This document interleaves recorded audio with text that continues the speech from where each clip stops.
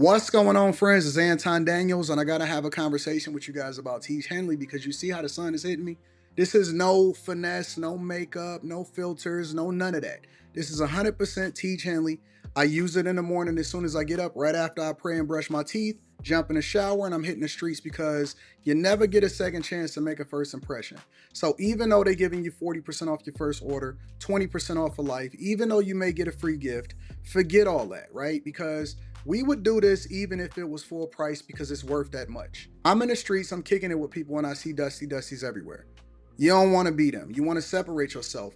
And the way that you separate yourself is self-care. Ladies get it for the fellas. Fellas don't wait for the ladies to get it for you. I'm about to hit the streets right now and I'm feeling confident. I'm feeling great. I mean, I already got confidence, but to have that extra boost of confidence, knowing that you've taken care of yourself and you set yourself apart from all of the rest of the sheep that's walking around making bad decisions on a daily basis. And it's reflected in their actions. It's reflected in the products that they use. It's reflected in the people that they follow. And so if you're trying to level up, if you're trying to make sure that you look good, they're going to send you the pack. They're going to give you all of the instructions on how you're supposed to use it. Then make sure you get your Tiege Hanley. Again, 40% off your first order, 20% off for life. Get your free gift. Make sure you tap in with your boy Anton Daniels because Unc is never going to lead you wrong. I would never have you use a product that I don't use myself. Again, they've been rocking with me for a long time. Make sure you get your Tiege Hanley. I love you. I appreciate you. I'm going to holler at you guys later.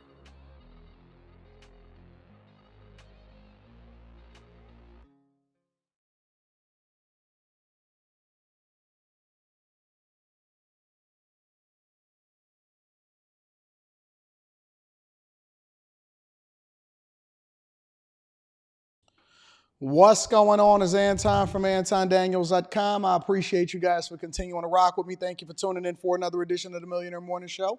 I am your host, Anton Daniels. It is Thursday, November 7th, 2024, year of our Lord. Let's give ourselves a round of applause for being here and having another opportunity to do great things. What up, what up, what up, what up, what up, what up to all of my friends and family. I got a full show for y'all today. I'm not sure how long this show is going to be because we may have to pivot here and there simply because Joe Biden is scheduled to speak in less than 45 minutes. Joe Biden is scheduled to speak in less than 45 minutes to address the nation now that Kamala Harris has conceded and she will no longer be in office and she's officially do that. So we're going to go through the concession speech from Kamala Harris. We're going to get some reactions from The View, Rachel Maddow, Stephen A. Smith. We're going to talk about mass deportation. A lot of things. Maybe even get into Trump's transition plan. We may have that in the back burner for tomorrow. And then hopefully we can get into this Biden speech if they decide that they actually go through with it. Because I know that Kamala Harris speech had to be pushed back a few times. I think it got pushed back because she was crying. I mean, you could see the puffy eyes and stuff like that. Maybe a little bit drinking. We don't know. But definitely got a full show lined up for you guys today. We're going to do a little bit of housekeeping. So first and foremost, thank you for tapping in. Also, can you hit a like for the YouTube algorithm on your way in the door? That's your price of admission. We will be reading Super Chats and Cash Apps. You know I do not miss any one of them. Not one. Because I always want to make sure that I acknowledge the people that support the platform. We do not ask for it. That's what I want y'all to understand. We do not ask for you to support the platform financially. However, we do appreciate it. So it doesn't matter if you give $1, $5, whatever. We always going to acknowledge the people that support the platform because we do appreciate it. I will implore you guys to make sure you tap into the Patreon. Link is in the description as well as pinned to the top of the chat. Also, Tiege Hanley, 40% off your first order, 20% off for life. Thank you for continuing to sponsor the platform. Tiege Hanley has been a phenomenal partner for us. And then last but not least, make sure you get your tickets to come in and see me and kick it with me in person. December 14th, it is going to be lit here in Detroit. It's going to be awesome. I'm going to bring some of my friends. Might have a little bit of an after party, after get together, not a party. Listen, Time Dog don't party, Time Dog stay in the crib. However, I might have a little bit of an after party, so we're going to get that popping. After hours is tonight. So me, Mika, maybe get Carrie in there. We'll see what we can do about that. Slimmy, Quentin, all of us is going to be on there kicking it, having a good time. And so we're going to break down as a group the different things that's happening, including what's going on in the election and popular culture. So I got a great show planned for y'all on top of that. And let me address one more thing before we get started with the show. Shout out to everybody in the chat. I love y'all. I appreciate y'all. What up? What up? What up? What up? What up? Some of you are getting emails and being contacted by people on my team. You might even get contacted by Rita about the fact that I have postponed coaching calls. So you might have heard me mention it on a previous live stream, maybe last week or something like that, or the week before. But I have postponed coaching calls, not indefinitely. I will get back to them sometime in the beginning of the year. But if you had a coaching call with me, or if you had already paid for a coaching call, you need to look out for me trying to contact you to find out exactly what your payment method is if we can't find it, so that we can issue you a refund. Now, let me give you a little bit of insight of why I'm doing this and what to expect and when I'm going to resume coaching calls. So I am completely slammed. One of the things that I like to do towards the end of the year is I like to gear up for the next year. So I have people coming in. I have somebody flying in on Friday to come and measure. And so I have a whole lot of new sets that's being built, right? We spending upwards of 6 figures to improve the audio, to improve the camera work, to improve the different sets that we're going to be working on. So sometime in the beginning of the year, the Millionaire Morning Show is going to look completely different. The Anton Daniels channel is going to look completely different. After Hours is going to look completely different. I've hired sales managers because we basically pitch in different companies and we negotiate with different companies on sponsorships. I have 3 different housing projects that's being built all at the same time. And so I'm running back and forth with those. And then in between that, you got content creation. So I've been jumping back and forth, doing Fox News and all of this stuff. And I think that it's unfair to the people. It's genuinely unfair to the people. I'm one of the hardest working people that you'll ever meet in your entire life. But it's unfair to the people because a lot of people I have to reschedule or push it out to the weekend and things like that. And it's not conducive. It's not the way that I like to do business. I don't like to have people being pushed out and people being rescheduled 2 and 3 times because I got to fly here or I'm getting this spirit of moment situation there. So when the beginning of the year starts to calm down and we can get some normalcy back into the schedule, that's when we'll start to reinstitute coaching calls. I will not up the price. I have never had high prices for individuals for coaching calls. I have always only charged more for corporate clients because they have the budget to do so. But I've always minimized the amount of money that I charge for coaching calls because I don't make any money from it. I just ask that y'all don't waste my time. And that's kind of my way of giving back. I tithe to the streets. I give coaching calls to people, and I've always blocked off my time to add value into people's lives on an individual basis. But you gotta understand, we having growing pains. That's just the way business go. We having growing pains with everything that we doing. Everything is growing exponentially. And so I want to make sure that I'm balancing that effectively instead of just winging it and figuring it out. That's not how you do business. You got to take care of business. So if anybody has a coaching call with me, or if anybody is scheduled a coaching call with me, you will be getting a refund within the next 28 to 48 hours as we find out which payment method that you had. And then we will be rescheduling those and resuming those in the beginning of the year. So I am not done with it. I will still be tapped in with my people, but I want to make sure that I'm giving you my full attention and that I'm really dedicated, because if I can't really build a relationship with you, then I cannot add value into your life, because nobody is a monolith. There is no one size fits all.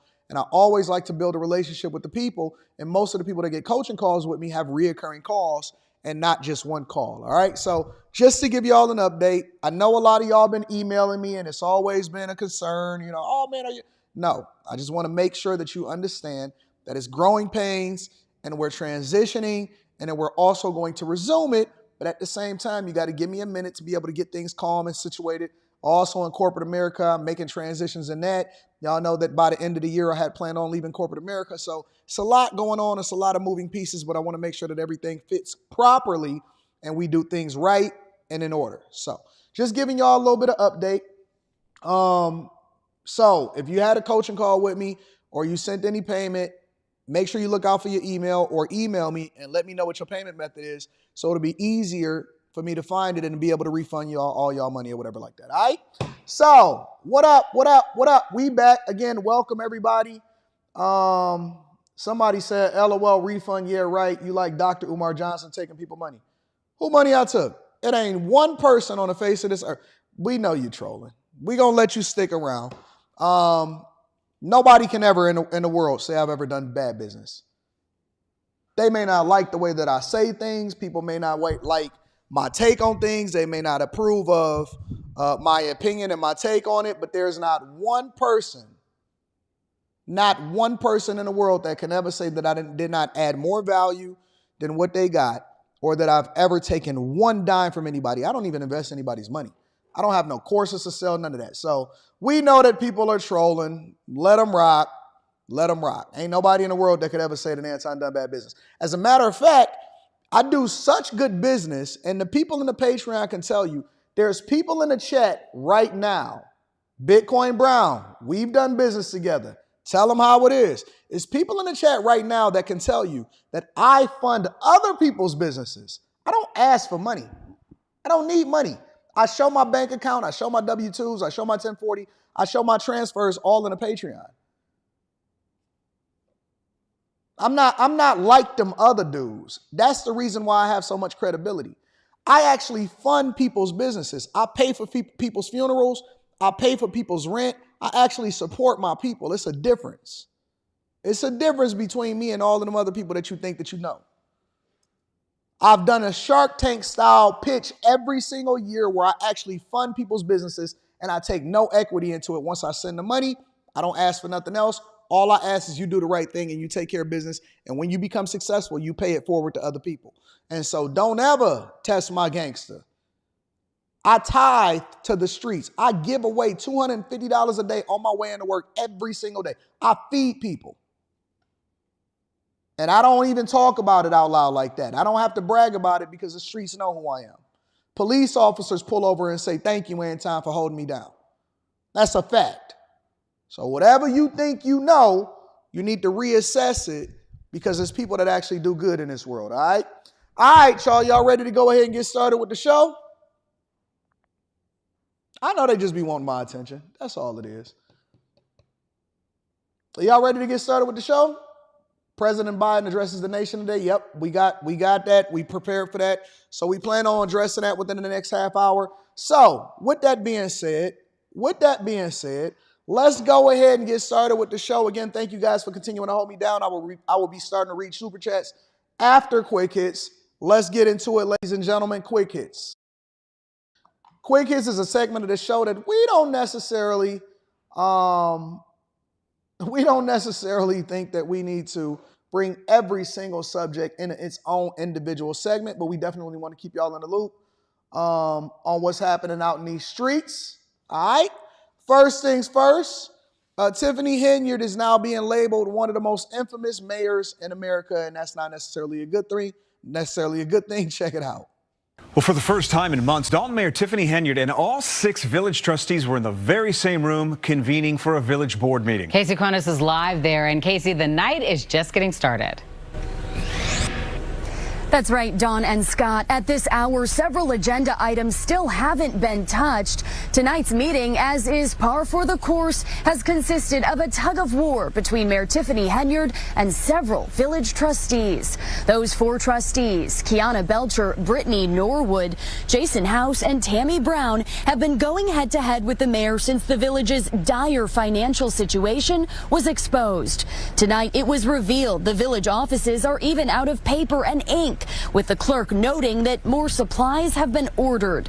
She added their vendor was waiting to get paid before fulfilling the order. Another long-fought battle has been where to meet. This meeting was held at the Park District building, a site that residents have been calling on Henyard to use more often, as there is more space and it allows more people to attend. About 50 people showed up tonight to watch the drama unfold. Henyard herself arrived 25 minutes late, something that did not go unnoticed by frustrated residents. It's not our fault that Tiffany Henyard has become the most infamous mayor in America due to her inability to listen to reason. Did we hear any plan about safety with the new police chief? Did we hear anything about guns violence? No, it's about protecting her. It ain't about protecting the village, period. The attorneys ain't about protecting the village. It's about protecting her.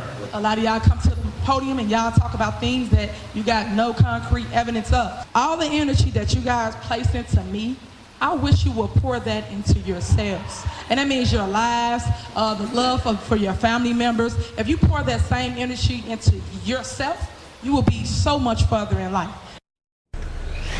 Well, the drama continues over there in Dalton. I don't think that she knows how to read the room, but more importantly, I think that it is their fault. It is the people over in Dalton's fault that you have Tiffany Henyard. Y'all had a record voter turnout rate, a record low voter turnout rate as usual. You had a record voter turnout rate, low voter turnout rate when she was elected mayor in the first place. And so I think that y'all get what y'all deserve. So I don't feel any sympathy for the people over in Dalton. I don't feel any sympathy for the people over in Chicago. I don't feel any sympathy for the people over there in Oakland. I heard that the recall was going on and it was popping over there in Oakland. So I don't feel any sympathy for any of these people. I think that they get what they deserve. And the fact that they don't even have paper is wild to me because the vendors don't want to deliver until you actually start to pay your bills. In addition to that, ladies and gentlemen, the mugshot of the man that ultimately killed the police officer in Chicago was released. Look at this demon. Before I even play the video, look at this demon.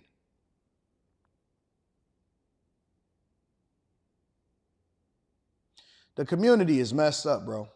The community is messed up. There are new details tonight in the murder of a Chicago police officer.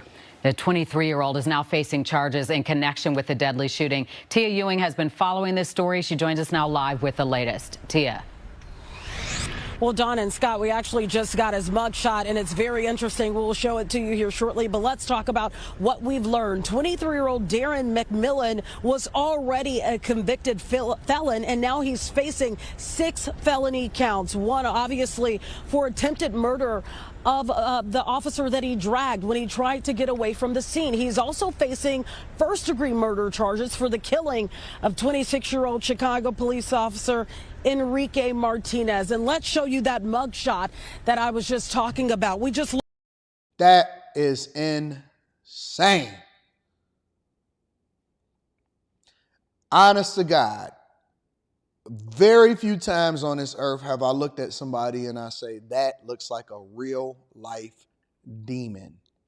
I don't even understand how a person like this can exist for 23 years on this earth without at some point being assigned into an insane asylum.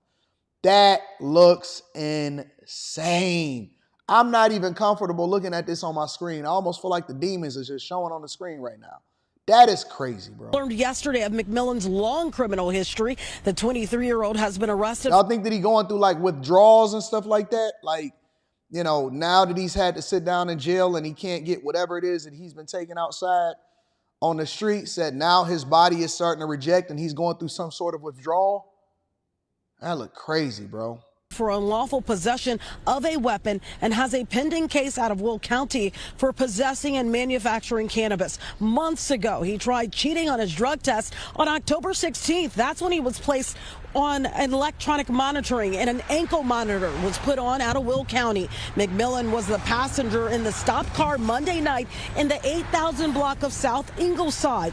When Officer Enrique Martinez and his partner approached the car, McMillan was reaching into a bag, and that's when the suspect pulled out a gun modified with a switch on it, able to fire off multiple rounds in just seconds. After noticing McMillan in the front passenger seat reaching for a bag on the floor of the vehicle, Officer Martinez and his partner gave verbal direction for McMillan to stop reaching. At this point, McMillan produced a fully automatic handgun.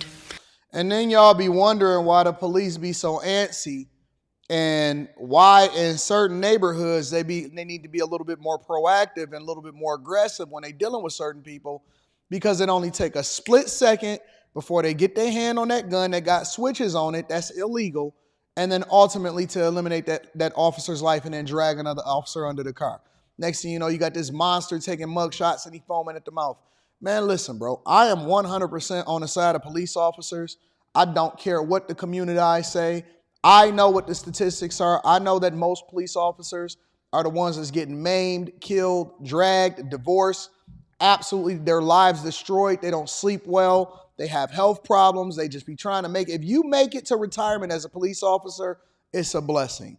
So, you know, I know. I talk to them. I speak to them. I've coached a lot of police officers in their finances and how it is that they can manage through their relationships, though they have different problems and things like that. And so I'm sympathetic to them because every time we see one of these stories, you don't see the general public, you don't see the press, you don't see Black Lives Matters, you don't see Umar Johnson, you don't see any of these people that come to the aid of the families of the ones that are losing their lost ones by trying to make their community safer.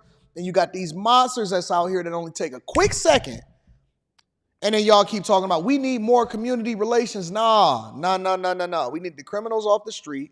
We need aggression. And we need to make sure that we keep our community safe so that your kids can walk to school like they used to back in the day without having any kind of problems. It's insane, bro. And then last but not least, Wall Street is reacting to Trump, and then the Fed is weighing an interest rate cut. Check it out. President-elect Trump's victory spurred quite the surge on Wall Street. The Dow, S&P, NASDAQ all reaching. Somebody say, Anton, the police don't care about us. No, the police don't care about you. Police love me. They love me. They love mine. I've never had a problem with police officers. I talk to them on a regular basis, and they always show me love. So maybe it's something wrong with you. If you keep saying that the police don't love us, no. Change that last word to you, to me. Police don't love me because I'm a criminal, because I'm an idiot, because I'm always doing something that I'm not supposed to do, and I'm always at the wrong place at the wrong time somehow. Change it to you, not to us, because the police love me. They love Time Dog out in these streets. Record highs. Here to break down what it means for your money, including a decision on interest rates, a key decision that's expected later today. NBC's senior business correspondent, Christine Romans.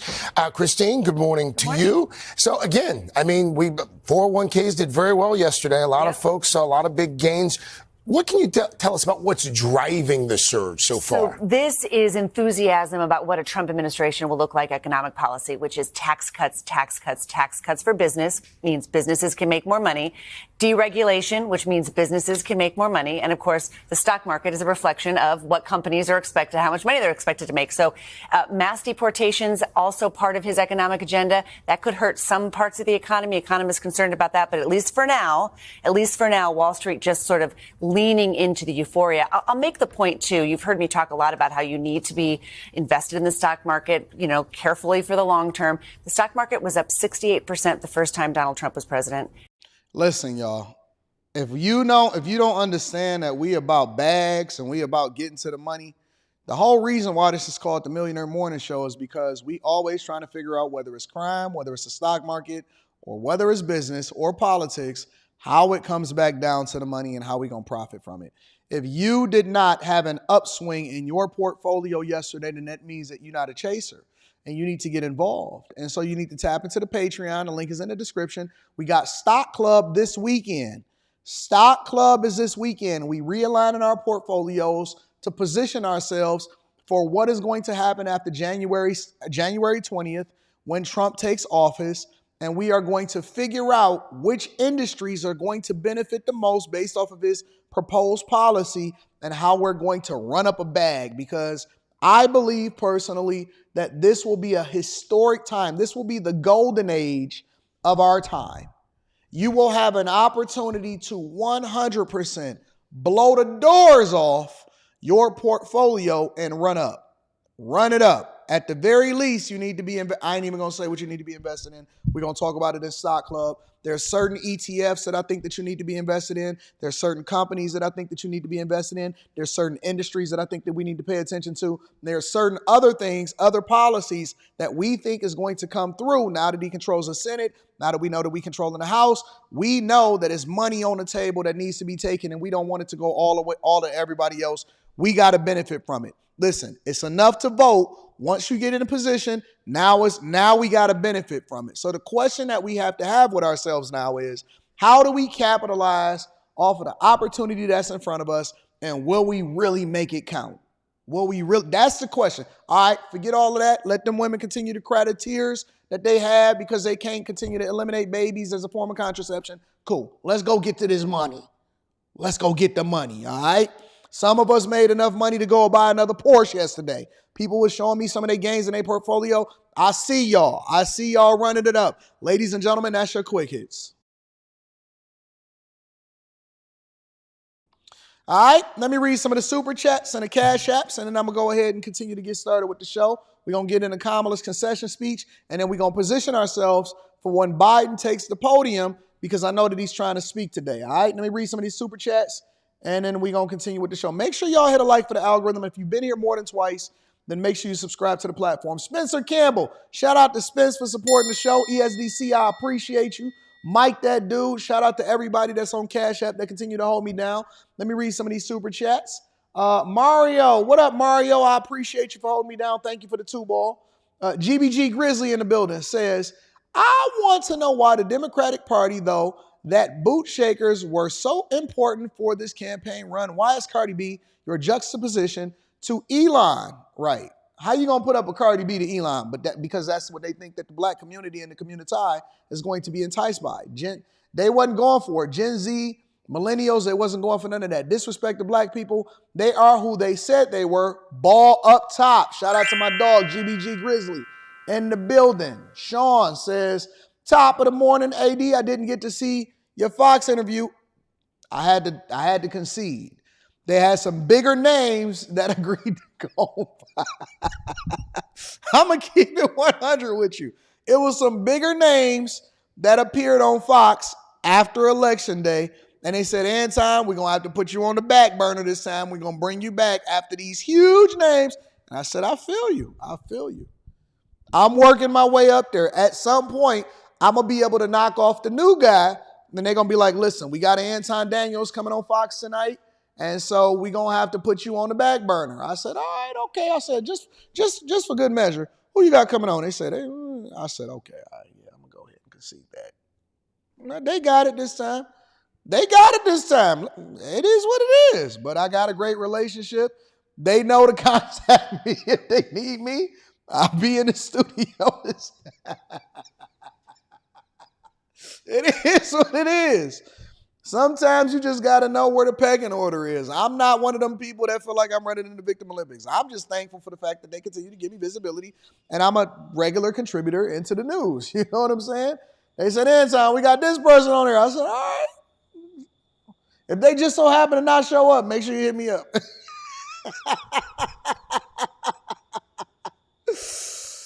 Oh, it is what it is.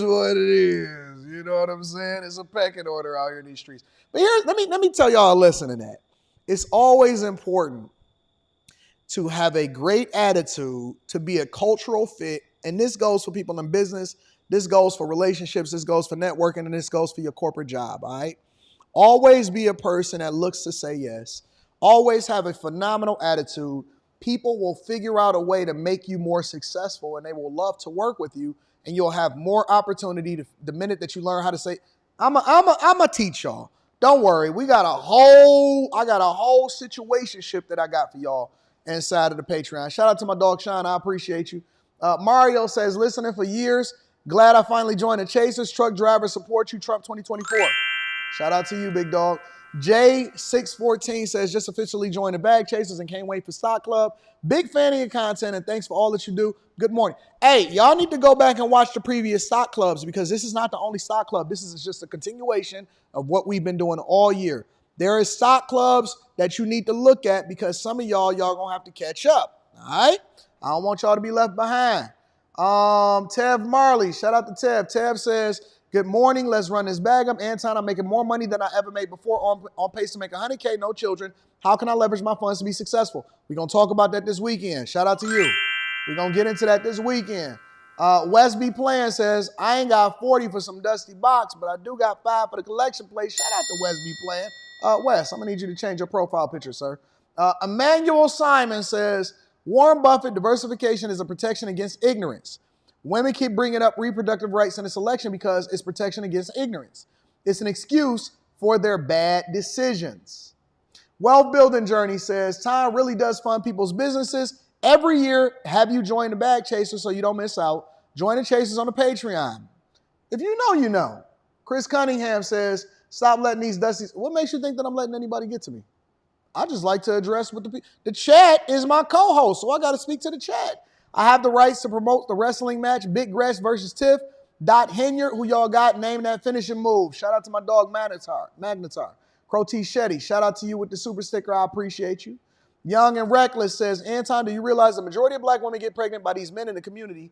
And these are the baby daddies, Free Lil Pookie and Ray. Shout out to my dog, Young Reckless. Shout out to Damien. Damien says, McMillan is on that Dusty. Project Kill. Project, what up, Project says, AD, I was not a fan of yours 2 years ago. Yet, since I got more into my word and started to listen to you more, I became a chaser. My life has seen nothing but growth. I want to thank you for all that you have said and how you've educated the black community. I got you, big dog, and thank you for continuing to hold me down. See, everybody don't always see me and say, Anton, I love you. Sometimes it takes a little getting used to. We got to warm up. Game over. Shout out to Angela. I appreciate you, baby girl. Damien. Shout out to Damien. Damien says, hey, Anton, can you make a channel talking about the certain stock, ETF, and dividends? Which ones are you looking into? That's what we got Patreon for. Join the bag chasers. My crypto portfolio is running up. Recommend MSTR. Shout out to Chris Cunningham. Pat's Nation says, is anyone else aware that in September 2024, Biden signed an order that the U.S. government is giving troops authority to kill American citizens? I'm not aware of that. Captain Skidmark says Kamala never wanted to be president. She ran in 2019 to run up a bag for the culture, for her future CA governor run. Biden picking her wasn't really in the plan. Okay. And then Kim One says, does Stock Club benefit people that can only invest $200 a month? Absolutely. I advocate for people to dollar cost average. Dollar cost average, meaning automating the process of investing, but making sure that you're investing in the right things. 100%. Listen, everybody is not rich. This is not for rich people. This is for everyday people that's looking to build wealth and ultimately have compound interest impact their portfolio in a positive way. It's a mindset that then translates into your portfolio, 100%. Make sure you join. Let's get into it. We're going to tap into it. All right, I'm going to read the rest of the super chat shortly. We got to get into Kamala Harris's speech. Make sure y'all hit a like for the algorithm, subscribe to the channel, and turn on your notifications. Let's rock out. This is Kamala's concession speech yesterday in full, and I'm going to give you my thoughts on it right after that. Good afternoon, everyone. Good afternoon. Good afternoon. Good afternoon. Thank you all. Thank you. Thank you. Thank you. Thank you. Good afternoon. Why the stands ain't full? Why is there so many empty spaces in the stands? See, when I was looking at this yesterday, and this is why I like to look at it from different angles with different networks and so on and so forth. When I was looking at this yesterday, they was only showing the picture of her. When you look at it from different angles, you telling me you can't even get enough people out there for a concession speech, but you telling me that you was able to beat Donald Trump and you had bigger rallies than him? Nonsense. Nonsense. Nonsense. It ain't even full out there for the concession speech. Nonsense. Nah. See, now we get to the real. Now we get to the real, but let's get to it because they tried to make it seem like, oh, the people is out there killing it and all of that.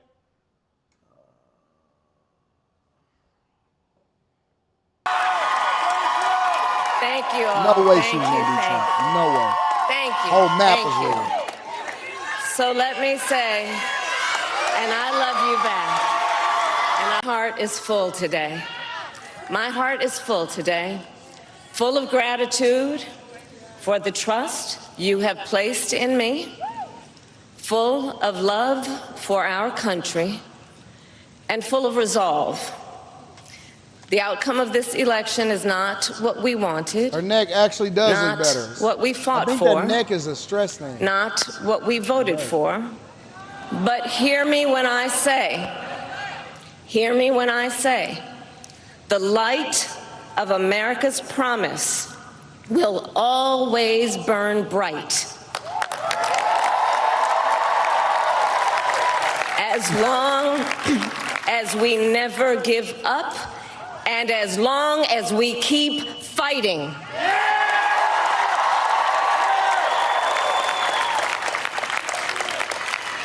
To my beloved Doug and our family, I love you so very much. To President Biden and Dr. Biden, thank you for your faith and support. To Governor Walz and the Walz family, I know your service to our nation will continue. And to my extraordinary team, to the volunteers who gave so much of themselves, to the poll workers and the local election officials, I thank you all. Look, I am so proud of the race we ran and the way we ran it.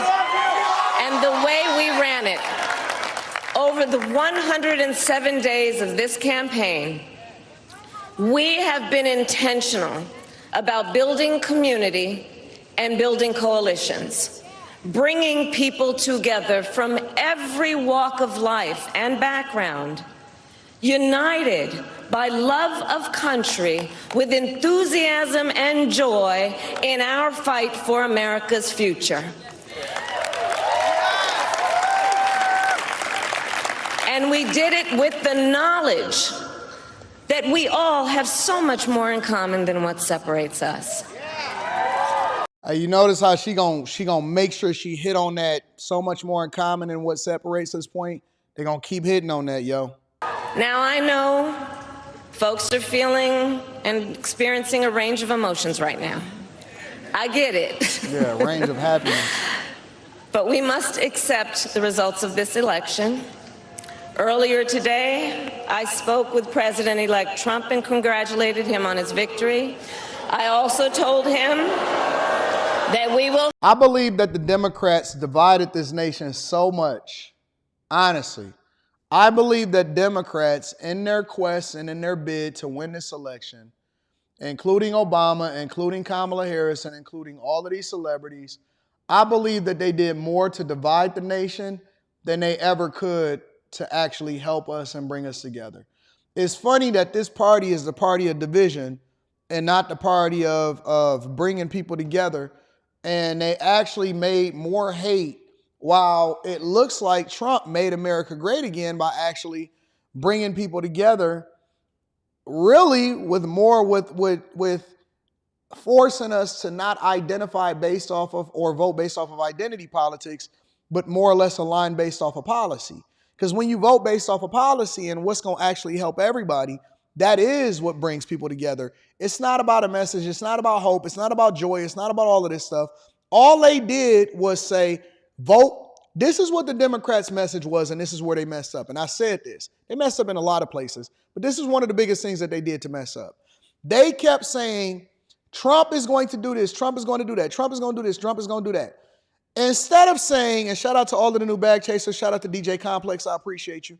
Instead of saying, this is what I will do to help and improve your life, they kept saying, this is what Trump is going to do to hurt you.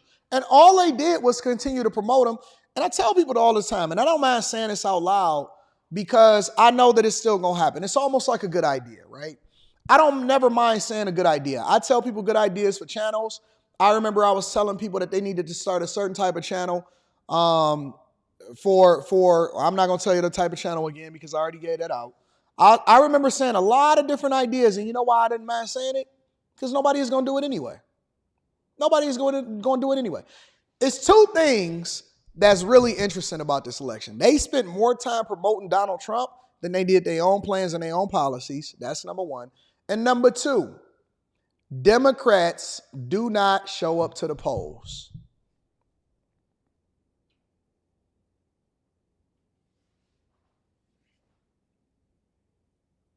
Democrats do not show up to the polls. I love it when people talk about me. I love it when people make videos reacting to me positive or negative because it keeps my name in the algorithm and they're not going to make you know what I'm saying? It promotes me. I've never lost a subscriber. Not one day in my life have I had less subscribers than the day before. That's just the facts. It's just facts. Democrats and Dusties, people that support the Democratic Party do not show up to the polls at all. We don't even worry about them. I genuinely, in my heart, when I looked at how many people that they said voted for Biden during a pandemic, think about this for a minute. Most people couldn't even go outside. They didn't have as many people to be able to early vote or anything like that. They said 81 million people voted for Biden. And I was looking at it, and I think it was only at like 50-something or 61 million people that voted for Hillary Clinton. 60-something million people voted for Kamala Harris. Obama didn't even get the numbers that Biden got. Let me see something. How many people voted? I plan on doing a whole video about this too.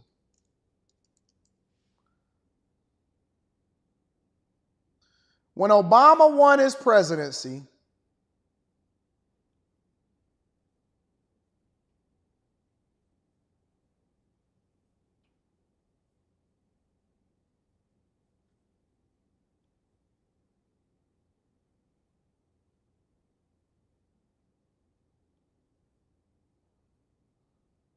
he got 69 million votes against John McCain's 59 million votes.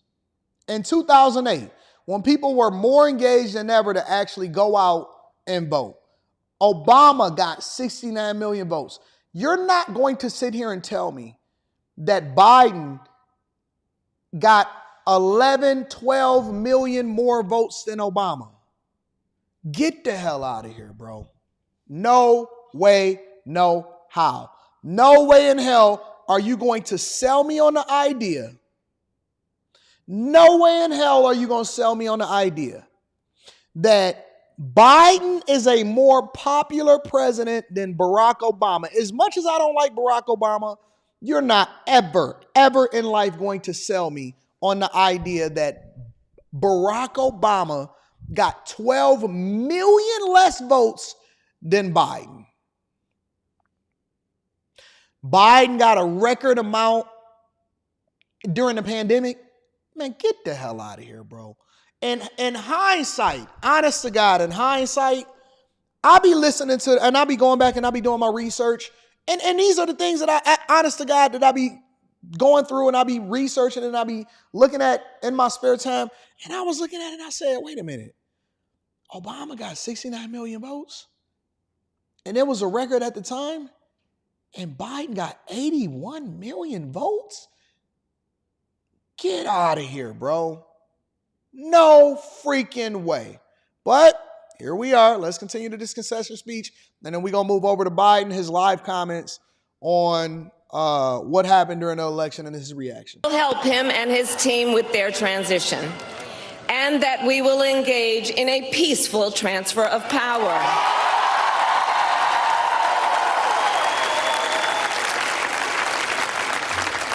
A fundamental principle of American democracy is that when we lose an election, we accept the results. Everybody, listen, we had more engagement this election than ever before. And you're telling me that more people mailed in and early voted in this election. You're not going to sell me on that. I'm not going for that, bro. That principle, as much as any other, distinguishes democracy from monarchy or tyranny. And anyone who seeks the public trust must honor it. At the same time, in our nation, we owe loyalty not to a president or a party, but to the Constitution of the United States.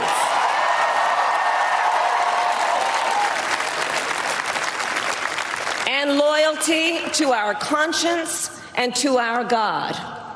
My allegiance to all three.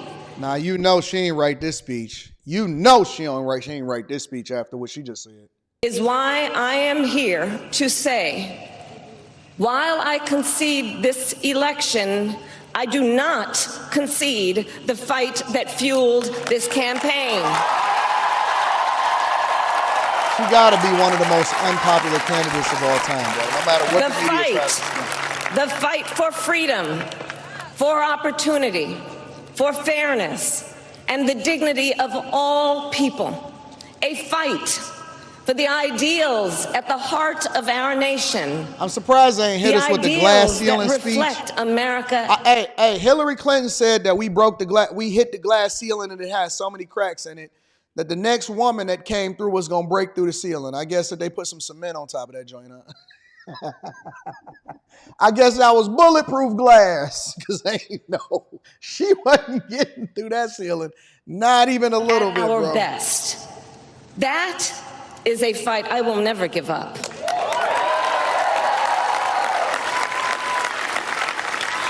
I will never give up the fight for a future where Americans can pursue their dreams, ambitions, and aspirations, where the women of America have the freedom to make decisions about their own body and not have... Right after she talked about God, she then talked about the elimination of babies as a form of contraception. This is the person that y'all was trying to get into office. Their government telling them what to do. We will never give up the fight to protect our schools and our streets from gun violence. And America, we will never give up the fight for our democracy, for the rule of law, for equal justice, and for the sacred idea that every one of us, no matter who we are or where we start out, has certain fundamental rights and freedoms that must be respected and upheld.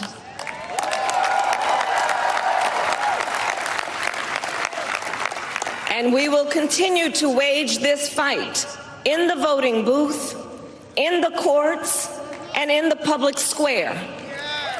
And we will also wage it in quieter ways, in how we live our lives. You can wage the fight all you want. The people spoke and they don't want this nonsense. Get on up out of here. I hope, honest to God, I know we was having this conversation yesterday and we said, oh man, I wonder if she gonna run again. I hope she run again. I hope there's no more sure of a way than to get a victory in 2028 than to have Kamala Harris run and to make sure that she ruins the campaign. By treating one another with kindness and respect. By looking in the face of a stranger. I'm watching Joe about to speak. We're going to go over to that as soon neighbor. as we get over there. As soon as we get done with By always using our strength to lift people up, to fight for the dignity that all people deserve. The fight for our freedom will take hard work. But like I always say, we like hard work. Hard work is good work. Hard work can be joyful work. And the fight for our country is always worth it. It is always worth it.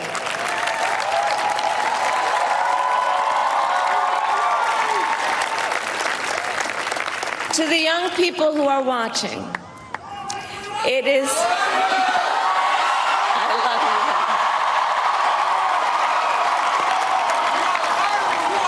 To the young people who These is all of the people that were supposed to be at her victory speech the day before. They had to go home back to their rooms and come back the next day after she got done crying and sobbing her eyes out and putting her head in Doug's chest. Doug, console me. Watching, it is okay to feel sad and disappointed. But please know it's going to be okay. Hard work is hard work, On the campaign, Asia. I would often say, hard work when we is fight, hard work. we win. But here's the thing. Sometimes the fight takes a while.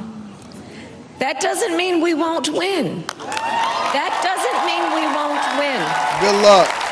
The important thing is don't ever give up. Don't ever give up. Don't ever stop trying to make the world a better place. You have power. You have power.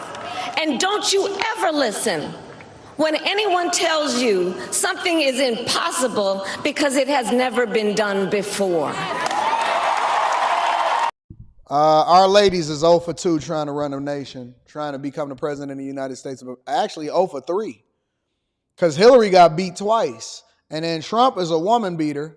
Let me write that down. I need to do a whole live stream on that. You have the capacity to do extraordinary good in the world. And so to everyone who is watching, do not despair. This is not a time to throw up our hands. This is a time to roll up our sleeves. This is a time to organize, to mobilize, and to stay engaged for the sake of freedom and justice and the future that we all know we can build together. Look, many of you know I started out as a prosecutor, and throughout my career, I saw people at some of the worst times in their lives. People who had suffered great harm and great pain, and yet found within themselves the strength and the courage and the resolve to take the stand, to take a stand, to fight for justice, to fight for themselves, to fight for others. So let their courage be our inspiration. Let their determination be our charge. And I'll close with this. There's an adage an historian once called a law of history, true of every society across the ages. The adage is, only when it is dark enough can you see the stars. I know many people feel like we are entering a dark time, but for the benefit of us all, I hope that is not the case. But here's the thing, America, if it is, let us fill the sky with the light of a brilliant, brilliant billion of stars. Let me tell you something. A lot of people don't know this, but I'm going to give y'all a little bit of game right now. Often at times when you have a speech in front of you, you mess it up. And so you got to do the remix. And a lot of people that's not familiar with speaking publicly a lot wouldn't catch it. But I catch everything because I pay attention to not just what people say, how they say it, and what's being communicated. And so, for example, she can't even get right the speech that's wrote for her. And when she was supposed to say billion stars, she makes a mistake and she says brilliant. Listen, I'll show it to you. Let us fill the sky with the light of a brilliant, brilliant. Maybe she's drunk. Maybe she's drunk. Listen, I'm telling you, you have to pay attention to the details. The details is what matter.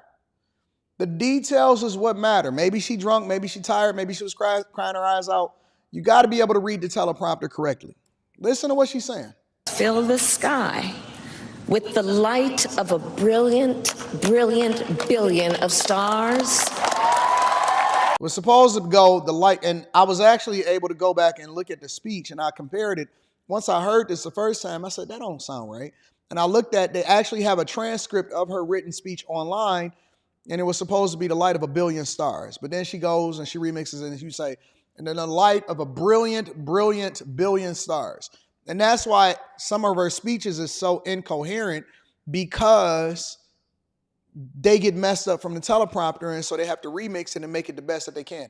It's also why in a lot of these interviews, it was very difficult for her to have a conversation one-on-one and answer questions off script without a teleprompter. And she did a much better job at the Democratic National Convention than she would in front of the people, because the speeches are written in a way in which they're supposed to be communicated as easily as possible to the people and supposed to resonate with them. But sometimes maybe the candidate is drunk. I don't know. The candidates mess it up on a regular basis. The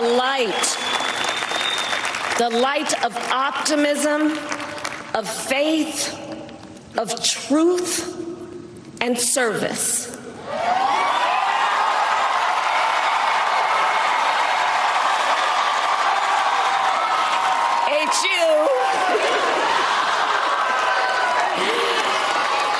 can't tell me may that this woman is work competent or guide us, even in the face of setbacks, toward the extraordinary promise of the United States of America. I thank you all. May God bless you, and may God bless the United States of America.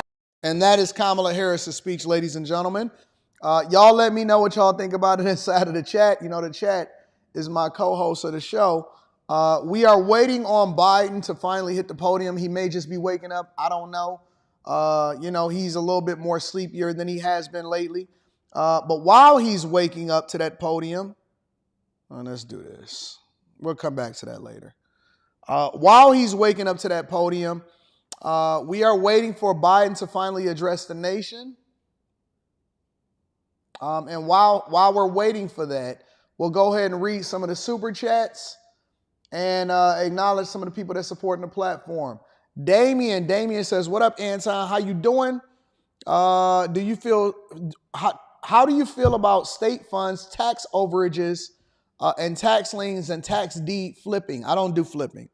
Everything that I do is long term. Now, I understand there's a lot of people that make decent money. Look at my man. Look at the sniper that's on top of the roof.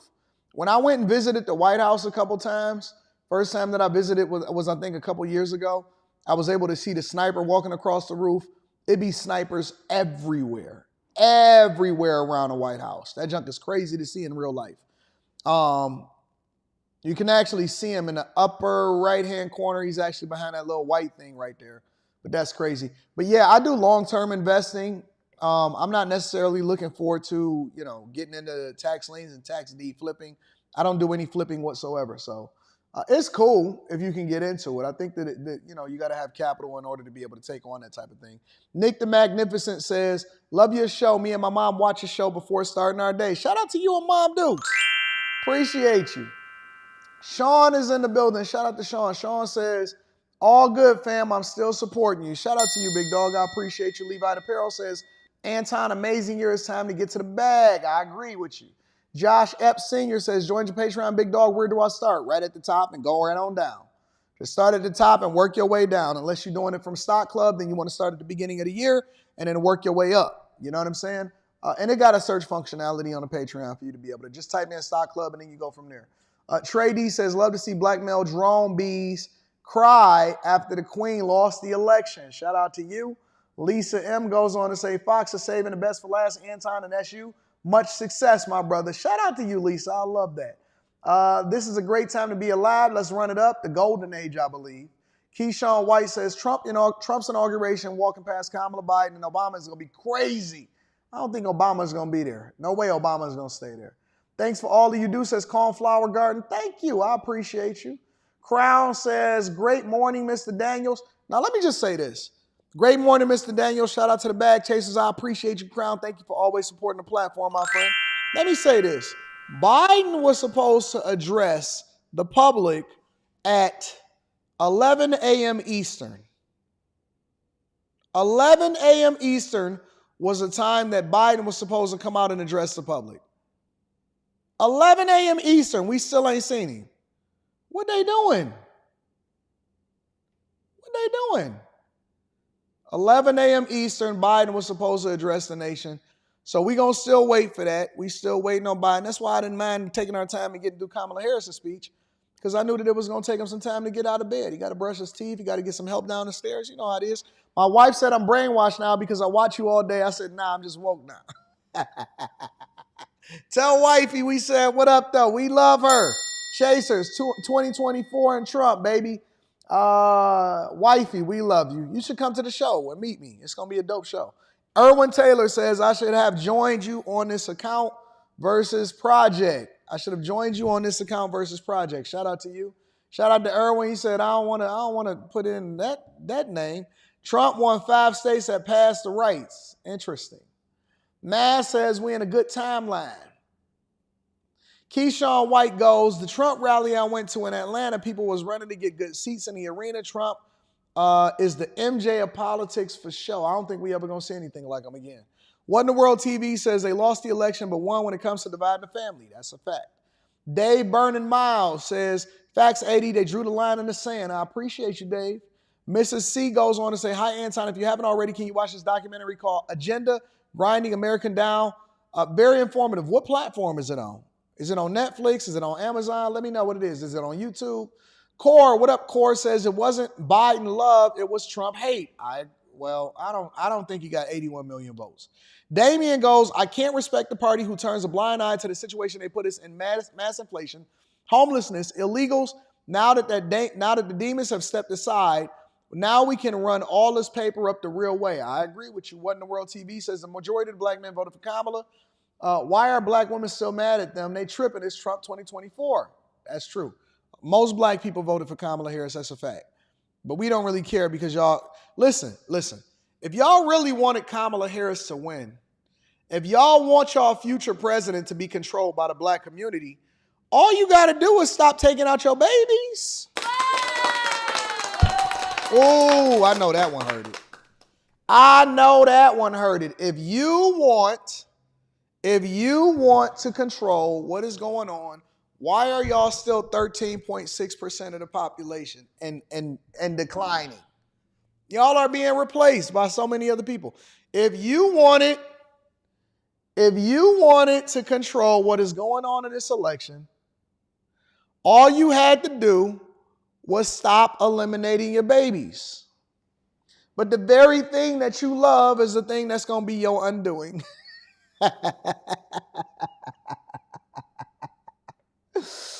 I'm just telling you. What was the number? 63 million people? 63 million babies?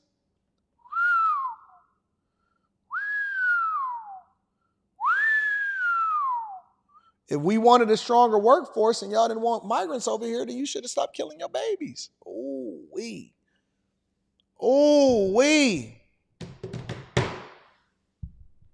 Tell me which part that I'm wrong on now. Tell me which part that I'm wrong on now. Am I off on that one? So many souls lost.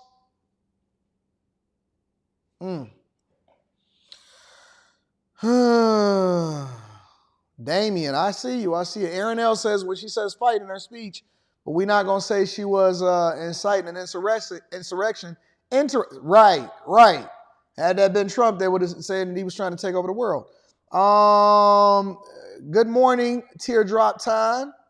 California votings were majority red.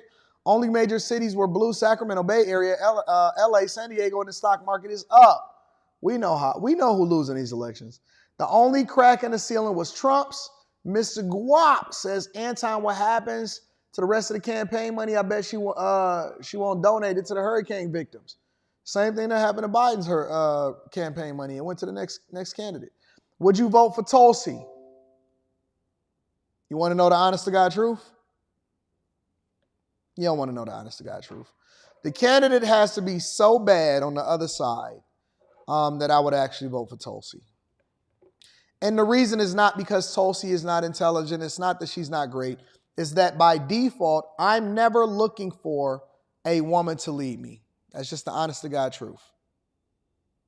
Look, you may not like my takes. You may not necessarily agree with me, but I'm going to have to keep it 100% real with you. I think that Tulsi Gabbard is awesome. I think that she's great. I think that she would make a great cabinet member. She probably would make an awesome president, but by default, I would never personally look for a woman to lead me. I can't. It's not in my nature. It's not in my word. It's not what it is that I do from a spiritual perspective. That's just not how I operate. Real talk. And again, it doesn't mean that women are not capable of being great leaders, CEOs, whatever. But as a man, I'm not looking for a woman to lead me. And that is not misogynistic. That is word. That is the word. So, yeah, man, I think that Tulsi Gabbard is also awesome. I think that she's great. But in my honest to God opinion, I just can't. I'm not that type of dude. So it's a little different for me. And I'm just being 100% honest with you. You can call me whatever you want, but just don't call me broke. Anton, this is a farewell speech. She's not running again, bro. She's done. Slimmy really believe that. We're going to have that debate tonight, Slimmy. On After Hours. Make sure y'all catch Slimmy on After Hours. Kamala cried on Doug's womanly bosom. John Hall says, Anton, J.D. Vance would cook Kamala if she tried to run again. She wouldn't get past the primary, though. I agree. Not the woman beater joke. Yeah, that's gonna be my next favorite joke. When I do stand up, I'm gonna do the woman beater joke. She sees stars from that beat down. I agree with you. Cynthia Haynes says, I know that our Governor Whitmer, aka Big Gretch, is seriously mad enough sad VP Harris. I can't stand Gretchen Whitmer. So fake. Zap15 says, got the super sticker for me. D Payne's thoughts and opinions. Says, just join the Patreon, ready to get that bag. Shout out to the bag chasers. Make sure y'all tap into the Patreon. Link is in the description as well as pinned to the top of the chat. Jay DeNoir says, Biden got the ultimate revenge versus the Dems. 2016, they sidelined him. 2020 made him pick Harris as the VP. 24 made him quit campaign. He forced the Dems to take Kamala by endorsing her, and they were doomed. I think that he did get the ultimate revenge. Keyshawn White says they talking about a recount, Anton. Let them count. They can count it 80 times. It's still going to be the same way. Crazy how Hamas now wants peace and Russia wants to better the relations with the U.S. after Trump was elected. Daddy Trump is back. Shout out to my girl, Princess G, in the building. I love that family picture you got right there. Smooth Artist says they probably got rid of the next MLK and Malcolm X. Maybe. A-Man01 says, good morning, AD. Everyone, the original order is the only way. Agreed. Spaces. Ooh, somebody stole Spaces' names. I cannot wait for Bag Chaser Weekend. It's Bag Chaser Weekend. We live streaming. We are going to talk about Stock Club. It's going to be absolutely awesome. And we are going to run it up. Let me read a couple more Cash Apps.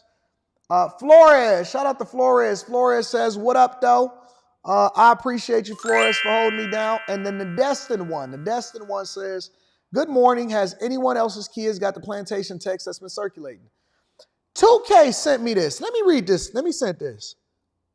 Let me tell y'all what they've been sending out. Give me a second. Let me read this. I couldn't believe it when he sent me this. I think he sent it to me on the gram. Let me see something.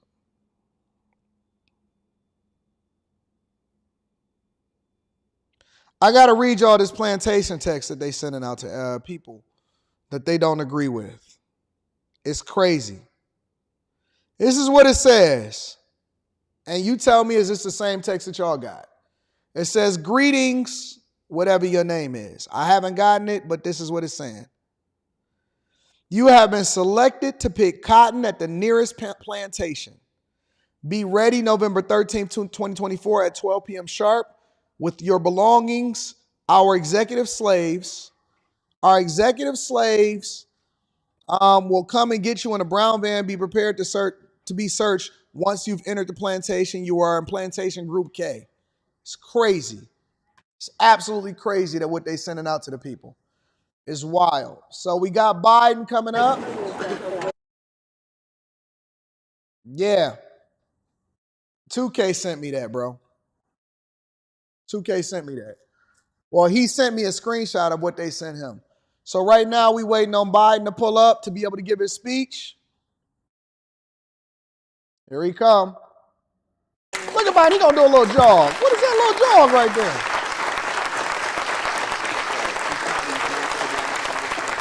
What is that jog that Biden just did? Good morning. Good morning, good morning.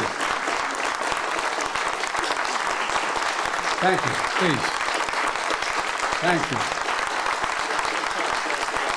Good to see this cabinet and staff together here. Thank you. If Biden came out and said, hey, y'all should have let me win, I would have did a better job, that's not going to be hilarious. Thank you. It's good to see you all. Particularly good to see my granddaughter sitting in the front row here. Tiffany, how are you, honey? For over 200 years, America has carried out the greatest experiment in self-government in the history of the world. And that's not hyperbole, that's a fact. We're the people. The people vote and choose their own leaders, and they do it peacefully. And we're in a democracy. The will of the people always prevails. Yesterday, I spoke with President-elect Trump and congratulated him on his victory. And I assured him that I would direct my entire administration to work with his team to ensure a peaceful and orderly transition. Biden look like he got good That's what the sleep, American don't he? people deserve. Yesterday, I also spoke with Vice happy. President Harris. She's been a partner and a public servant. She ran an inspiring campaign, and everyone got to see something that I learned early on to respect so much. How did he get younger? She has a backbone like a ramrod. She has great character, true character. She gave her whole heart and effort, and she and her entire team should be proud of the campaign they ran. You know, the struggle for the soul of America, since our very founding, has always been an ongoing debate and still vital today. I know for some people, it's a time for victory, to state the obvious. For others, it's a time of loss. He does, Eric D. Campaigns are contests of competing visions. The country chooses one or the other. We accept the choice the country made. I've said many times, you can't love your country only when you win. You can't love your neighbor only when you agree. Something that I hope we can do, no matter who you voted for. You sound regular. You see each other not as adversaries, but as fellow Americans. Bring down the temperature. I also hope we can lay to rest the question about the integrity of the American electoral system. It is honest, it is fair, and it is transparent. And it can be trusted, win or lose. I also hope we can restore the respect for all our election workers who busted their necks and took risks at the outset. We should thank them. Thank them for staffing voting sites, counting the votes, protecting the very integrity of the election. Many of them are volunteers who do it simply out of love for their country. And as they did their duty as citizens, I will do my duty as president. He looks normal. I'll fulfill my oath, and I will honor the Constitution. On January 20th, we'll have a peaceful transfer of power here in America. To all our incredible staff, supporters, cabinet members, all the people who've been hanging out with me for the last 4 years, God love you, as my mother would say. Thank you so much. You put so much into the past 4 years. I know it's a difficult time. You're hurting. I hear you and I see you. But don't forget all that we accomplished. It's been a historic presidency. Not because I'm president, because what we've done, what you've done. The presidency of all Americans. Much of the work we've done is already being felt by the American people. The vast majority of it will not be felt over the next 10 years. We have legislation we passed. It's just only now just really kicking in. We're going to see over $1 trillion worth of infrastructure work done, changing people's lives in rural communities and communities that are in real difficulty. Because it takes time to get it done. And so much more. It's going to take time. But it's there. The road ahead is clear, assuming we sustain it. There's so much we can get done. This dude looked like he didn't have a good night's sleep and some head. Jesus. And it's truly historic. You know, we're leaving behind the strongest. He looked better rested than I do. I know people are still hurting, but things are changing rapidly. Together, we've changed America for the better. Now we have 74 days to finish the term, our term. Let's make every day count. That's the responsibility we have to the American people. Look, folks, you all know it, realize. Setbacks are unavoidable, but giving up is unforgivable. Setbacks are unavoidable, but giving up is unforgivable. We all get knocked down, but the measure of our character, as my dad would say, is how quickly we get back up. Remember, a defeat does not mean we are defeated. We lost this battle. America of your dreams is calling for you to get back up. That's the story of America for over 240 years and counting. It's a story for all of us, not just some of us. The American experiment endures. going to be okay. But we need to stay engaged. We need to keep going. And above all, we need to keep the faith. I'm so proud to have worked with all of you. I really mean it. I sincerely mean it. God bless you all. God bless America. And may God protect our troops. Thank you, thank you, thank you.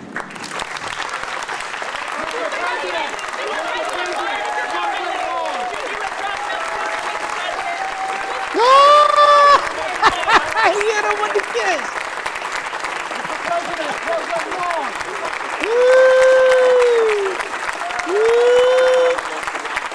Hey, hit him with the, I see you.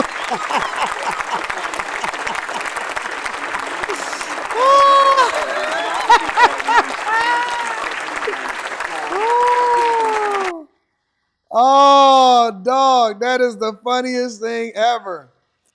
Hey, Biden hit him with the, hold on. Let me back up for a minute. No, he didn't just hit us with that. Did he hit him with it? Hey!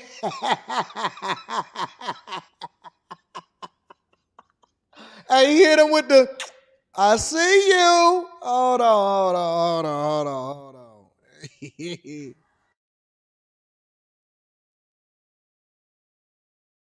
Hey!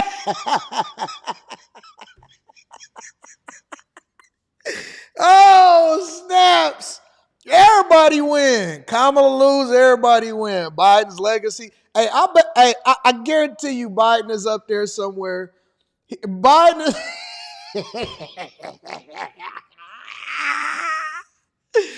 Hey, Biden just did the victory stroke. He said, I see you. Hey. He posed. He gave a point to homeboy over there. Hold on. This don't look like an administration that's defeated about losing. Look at him.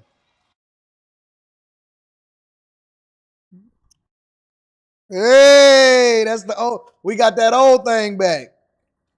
Hold on, turn around and hit him with it one time. He almost took some questions. Woo!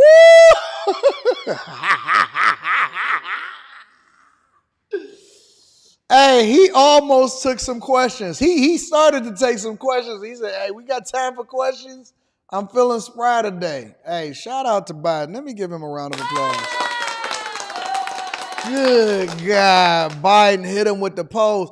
Yo, I did that the other day when I was feeling real good and life was good and I had got a big deposit because I was winning in life. Then I hit him with the, I see you. Biden did that same thing. Somebody said Biden. Kamala lost. I bet you the first thing that Biden did, the first thing that Biden,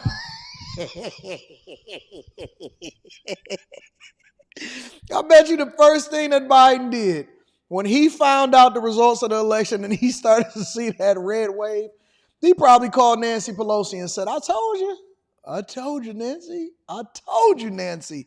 Y'all wanted to come and visit me.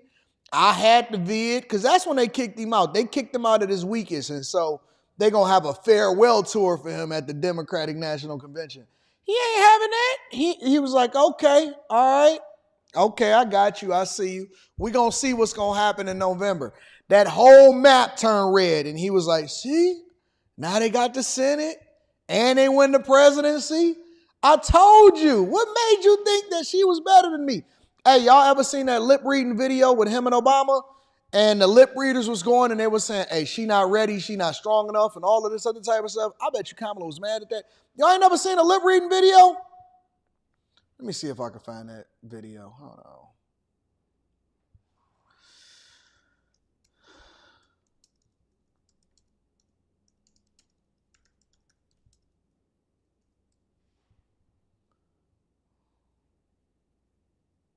Y'all ain't never seen this video right here?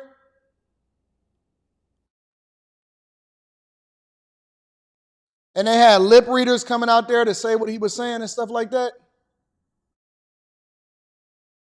Oh, let me see.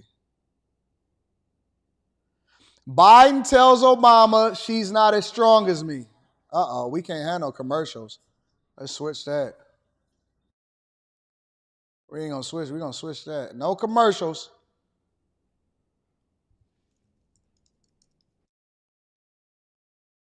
How we get here?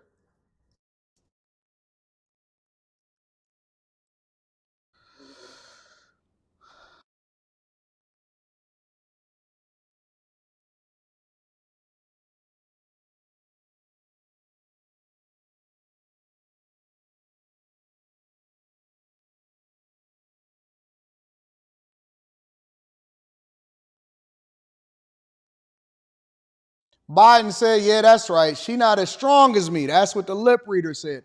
Obama was talking to Biden. Biden then says, hey, man, yeah, that's right. Maybe we can because she ain't as strong as me. I bet you Biden was sitting there and got the last laugh. Biden is sitting there and he got the last laugh. Let me give a round of applause for Biden. I don't necessarily agree with the way that he governed the United States of the Americas in this particular term, but let me just be very, very clear. It ain't nothing to hear. It's lip reading. What is there to hear? Why do you need to hear it? There's nothing to hear. There's literally lip reading. Hey, somebody said, I can't hear.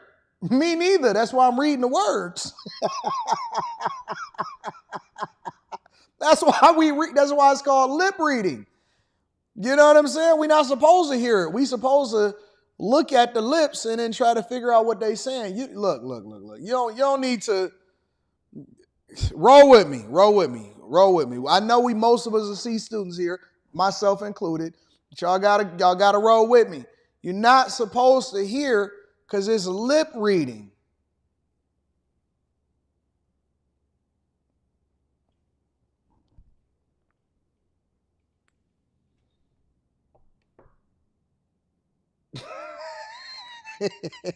He said, I can't hear. Me neither. That's why I'm reading the words that's at the bottom of the screen.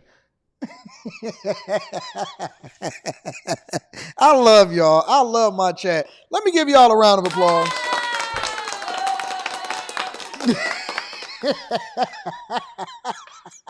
I can't hear what's going on. Jesus Christ.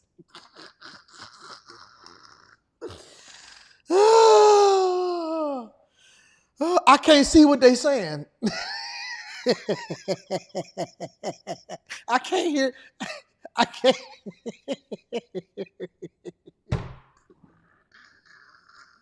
They said, I can't hear. I know that's why I had to get the lip reader. What's wrong with you?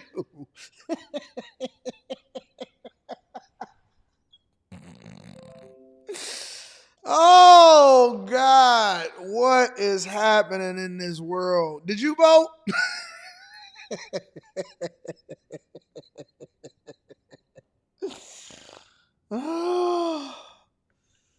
Oh, shoot. Give me a second. Let me get some water.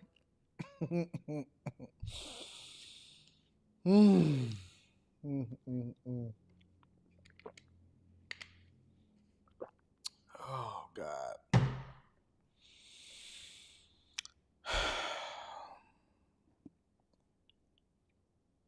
I have a good time every day. They say I can't hear what I'm watching. I have the best job in the world. I have the best job in the world. You will never, ever, ever, no matter how tired I get, no matter how much I work, you will never, ever hear me complain. I love what I do. Every day that I wake up and I get ready to do the Millionaire Morning Show, I get excited. I literally get excited. Y'all are the greatest audience on earth. Let me read some of these super chats and we're going to go over to the View. We got to see what the hyenas is talking about. I call them the lunch ladies, but we'll get there. Join the Patreon, ready to run up the bag. Shout out to my dog, DJ Berserk. DJ Berserk in the building. I was about to say DJ BZRK. Okay. Nicholas Henry says, economy only benefit the top percent. The economy will only benefit the top 5%.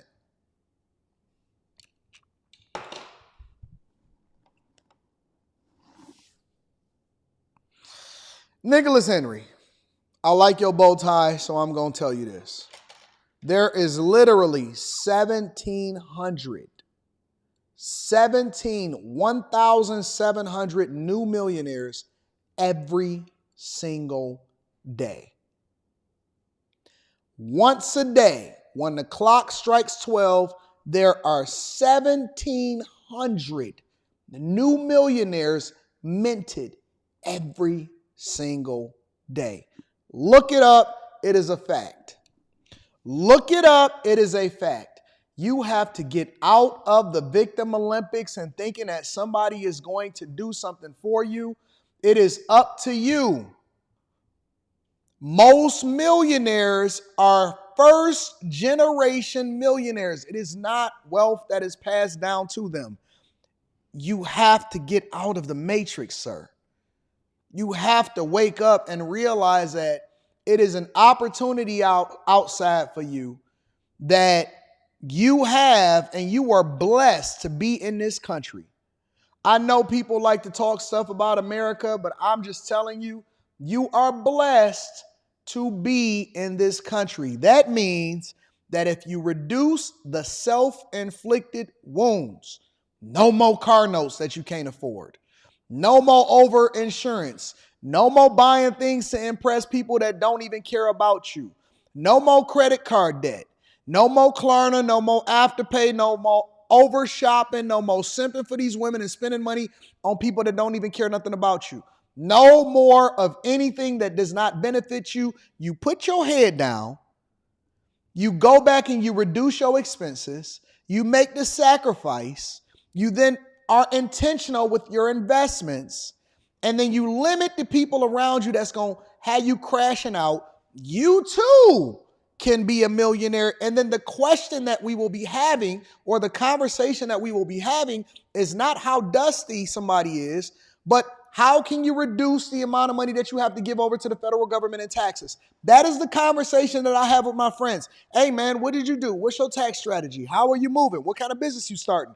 How did you get your write-offs? What is going? The conversation need to change, but I can't get you into the room. It's almost like I'm giving game for no reason. Because if you can't execute on it, what is the point of me bringing you along into the conversation? I get so frustrated on a regular basis, honest to God. I get so frustrated on a regular basis, and it's because I have so many different things that I can give you. I'll probably forget more than I'll ever exert out here. I have a wealth of knowledge, a lifetime of knowledge in my head from lived experiences and things that I can actually execute on. But it doesn't make a difference if I give you all of the game, because you can't walk through the door anyway. You can't even get up the steps. If you can't get up the steps, why would I give you the key to the door? Think about that for a minute. If you can't get up the steps, why would I give you the keys to the door? Is no point. Is no point. First, you got to change your mindset. Then you have to let your mindset translate into your circumstances. Once you start to get rid of the noise, and you start to not have self-inflicted wounds, and you start to surround yourself with people that can add value into your life, and you start becoming more informed, you'll start making better decisions, then you'll start reducing your lifestyle, which then translates into you being able to have more money to invest. And then what happens after that is you get rich. When you get rich, the conversations change. When you save your first 5,000, 10,000, when you save your money, when you actually stack a 10 ball, because we spend a 10 ball and we don't even realize that we spend it. We spend it on food. We spend it on trash. We spend it on hoes. We spend it in the strip club. We spend it on bottles. We spend it on nothing. We spend it on Jordans. You got a 10 ball in your closet right now. We'll spend it when you save that 10 ball, and then if somebody say, hey man, let me get that 10 ball in order to be able to, you be like, oh no. You start clutching your pearls. You know why?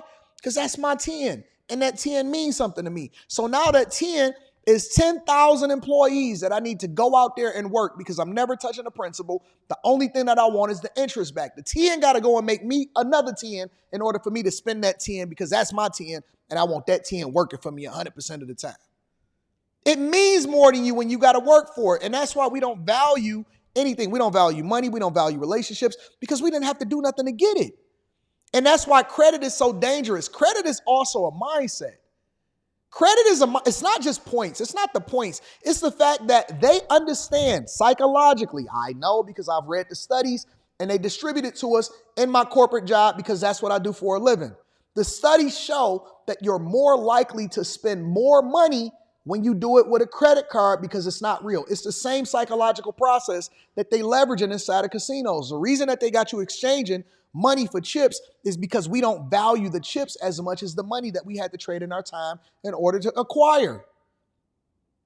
That's why it's important not only to have the information, but also change your mindset. The mindset then translate because the knowledge with the wisdom then gives you all of the results. That's why you can't just have faith without the works. The works without faith is dead. And so the mindset, right, you can have all of the faith in the world, but then the works actually makes it translate into something that's tangible because the works is actually showing that your mindset has changed, your faith. Because how can you say you got the faith of a mustard seed, but you're not executing on the vision that we've given you? You got to change your mindset. Anytime I see a negative Nancy or anytime I see somebody say, oh man, it's only going to benefit the rich people. Well, I'll be thinking to myself, if that be true, which it's not, but if that be true, how can I be one of the ones that it benefit? That guy over there, he's not as smart as me. He don't work harder than me. Man, look. When I see these content creators, right? And the reason that I've gotten to the point that I've gotten into is because I was saying to myself, I would look at these content creators, he's not better than me. He's not better than me. And it's no hate on him, but it's a litmus test. I'm gauging myself against the person that I'm chasing so that I know how far I got to run or how hard I got to run or how much more I got to train. I can't catch him if he working harder than me. And I talk to people on the phone all the time, and this is one of the coaching calls that I was having the other day. I said, bro, I'm 42, you 32. He said, yeah. I said, but I'm working harder than you, and my personal expenses is less than yours. So what makes you think that you're going to catch me? I make better decisions than you. I'm more intentional. I work harder than you, and I'm more consistent. And my personal expenses is less than yours. What you think that the tooth fairy going to come and give it to you? What you waiting on a handout? What you, a Democrat? You waiting on them to give you something? You waiting on them to hook you up? I was never interested in a STEMI check. I don't need your STEMI check. I'm interested in being the one that distribute the bonuses, not the one that get it. I don't need your bonus. I'm the person that's trying to get it. Because if I'm giving you a bonus, that means that I've made exponentially more, and that's why I'm sharing the wealth. You have to change your mindset. The minute that we get these people out of this liberal mindset, you have the greatest opportunity on the face of this earth. You're freer than you've ever been. You have the options to do what you want to do. You can go what you want, go where you want to go. You can get the education that you want. All you got to do is put the time in. I can't stand when people sit there and tell me that they don't have the opportunity or it's only going to benefit this person. Man, people come into this country every single day without a pot to piss in. You telling me they're going to get richer than you? How? You going to let somebody get richer? You waiting on the government to give you a handout? Since when? For what? How? When, who, what, when, where, why, how? But I can tell. I can tell in your mindset and I can tell in your actions. I can tell whether or not you him or not. And then let me give you another hint. Your girl know whether you him or not. That's why we hold women accountable for the men that they wind up having children with. That's why we remove the excuses and say, oh, you knew who he was when you got with him. Your girl know whether you him or not. People know. They can sense it. They can tell. People have this innate ability similar to, what's the name of the Avatar? We are all interconnected in a way that you don't know. And because we're not spiritual enough to really grasp that aspect of who we are, we don't give ourselves enough credit to be able to sense whether or not somebody is fake or real, or whether or not somebody is that or not. You can wear all of the Temu jewelry you want. You can drive your mama's car. You can go and get in your homeboy's Benz. You can get on the passenger side of your best friend's ride, trying to holler at. You can do whatever it is that you want to do. All I got to do is stand next to you for 15 minutes and listen to you talk and look at your movement and see whether or not you're confident in a room full of sharks that actually know what they're talking about. We can sense it and we can snipe it out immediately. I could tell, just same way that you can tell, if you know women and you know business, you can tell by having a conversation. That's why I tell people to get outside. You can tell within 5 minutes of talking to a woman whether or not she for the streets. All you got to do is let her talk. Communication is 90% body language. It's an art form. It's the same way when it comes to business. I know what look, you don't have to give me a script. I don't need a script. I don't need a script. That's why I'm able to improv and have this conversation and react to the videos without even watching them. I know business. I know everything there is to know about real estate. I know the 5, 6 different ways that most people make money in real estate. I don't need to know script. We can talk about it. I can tell you how it is that some people that's out here pitching these scams and these schemes to y'all, they don't know what they're talking about. I know that they ain't never been in no real estate deal in their entire life. I can tell immediately, and most of us do. The ones that know. If you did it before, I understand how you operate in corporate America. I can tell whether or not you've been in the C-suite or not. I know whether or not you know banking. I can tell whether or not you've been around the ones that really know. I can tell whether or not you just talking points from somebody else. You know why? Because you him. And your girl can sense if you him or not. And that's why most guys get apprehensive when they girls get around a certain type of dude, because they know that secretly in that woman's mind that she's comparing him to him, even if she never say nothing, because you know where your inadequacies are. And so instead of you shoring it up, you sit there and you blame him for being him, for taking your girl, instead of taking your girl back by being him. I know that that's a little bit much for you to take in, but listen to what I'm saying. It's the same thing when it comes to business. It's the same thing when it comes to money. It's the same thing when it comes to every single thing in life. I'm not sitting here blaming somebody else for my inadequacies. I have to become a part of the top 5%, 1%, 0.01%. I manifest it because I know I'm him. All I need is the opportunity in order to show you. So when the opportunity presents itself, watch me deliver. Watch me deliver. All I'm doing is getting my reps in. So when it's time to perform, I'm on it. I'm on it. You got to change your mindset, Nick. You got to change your mindset. I'm trying to tell you, the minute that you change your mindset, you change your circumstances and you realize that it's something much bigger than what they've been preaching to you and that you can't have something. It's all up to you. And there's some people that's going to hear this message and there's some people that's going to hear this and they're going to go back into their cave and they're going to still think what they're going to think. They're going to still have this same mindset and they're going to say, oh man, Anton don't get it. He's so far removed. You're right. I am far removed. I don't even know what you're dealing with no more. I've been so good for so long that I'm so far removed from the mindset that you have that I don't even look at it. Listen, I'm so far removed from the dusty mindset that when I see something big, and when I say big, I'm talking about multi-million-dollar big that I want, or I see something, I'm like, that might be interesting to me. I don't even have a conversation about what is it that I can do in order to reduce or, what I got. I say, how can I afford it? I don't say, man, I need to lower my lifestyle. I say, I need to make more money. Man, it's this over here. We might have to, other people be like, man, we got to cut some stuff out. I'm at the point now where I say, all right, so how can we generate more revenue to be in a position to where it financially makes sense and it actually makes sense for, man, I want a plane so bad. I want a plane so bad, my own private plane so bad, but it doesn't make sense. So everything in my mind is telling me to adjust my mentality and figure out how we can get to the point to where it actually would justify being able to make sense for us to get that. Nowhere near it. I bet you I get it. I bet you I get it. I guarantee you I will get it.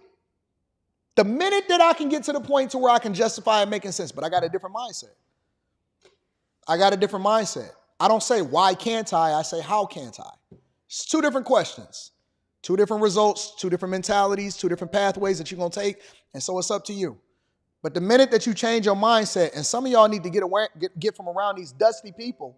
Some of y'all need to get from around these dusty people because they're keeping you down. They keeping you down. I had to walk away from the majority of my family. I love my family. And when I see them, it's love. Oh, we kiss, we hug, and all of that.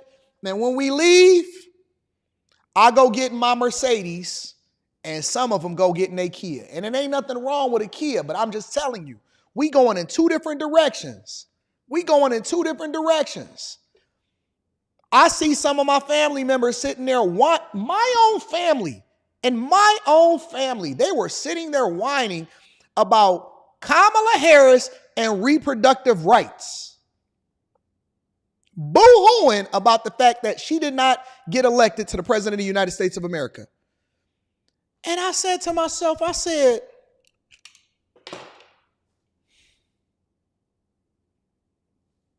y'all, because they above my age, around and above my age. I said, y'all plan on having some more kids?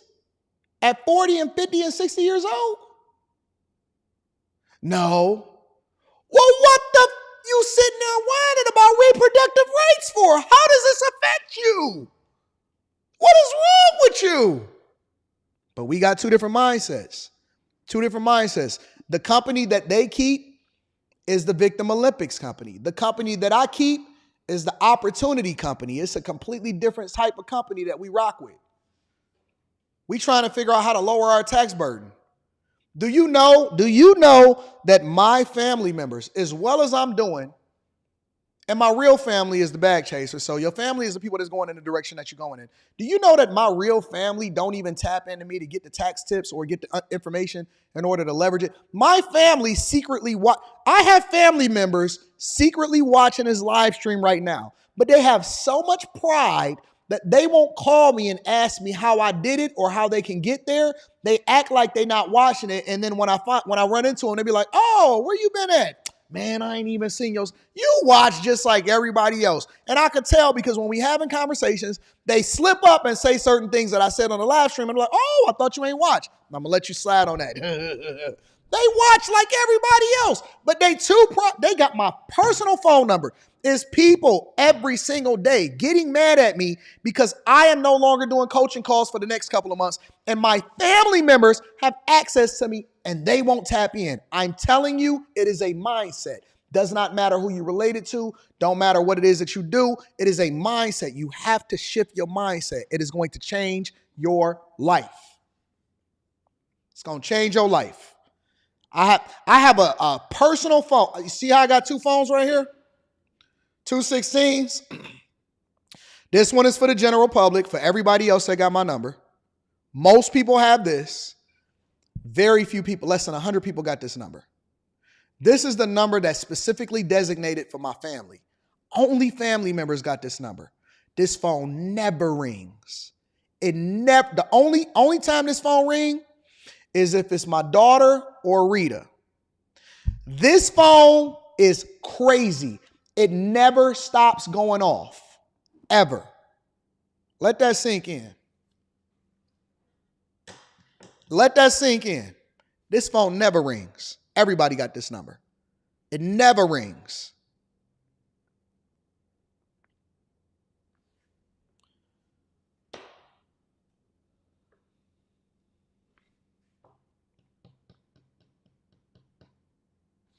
Let's continue on with the show. Let me read some of these super chats and we're going to get to it. Sorry, I went off on a little tangent. Destin one says, my daughter got the same text. It's crazy. N8 says, Biden sounding good today. Took those uppers. He did sound good. Ross B says, Donald Trump's victory was also a victory for all of the law enforcement. We need a champion for us so we can do our jobs and protect all people. Vizzy also says, bro got the retirement glow. He been getting that Tiege back. Shout out to him. Shout out to Biden. He was out there looking good. Sean says, Biden took one for the team for real. Got the picture. I got a picture with him wearing a Trump hat. No Photoshop. Yeah, I did a review video on that. Messi, shout out to my girl Messi, says, Uncle Joe, like, that's why God don't like ugly.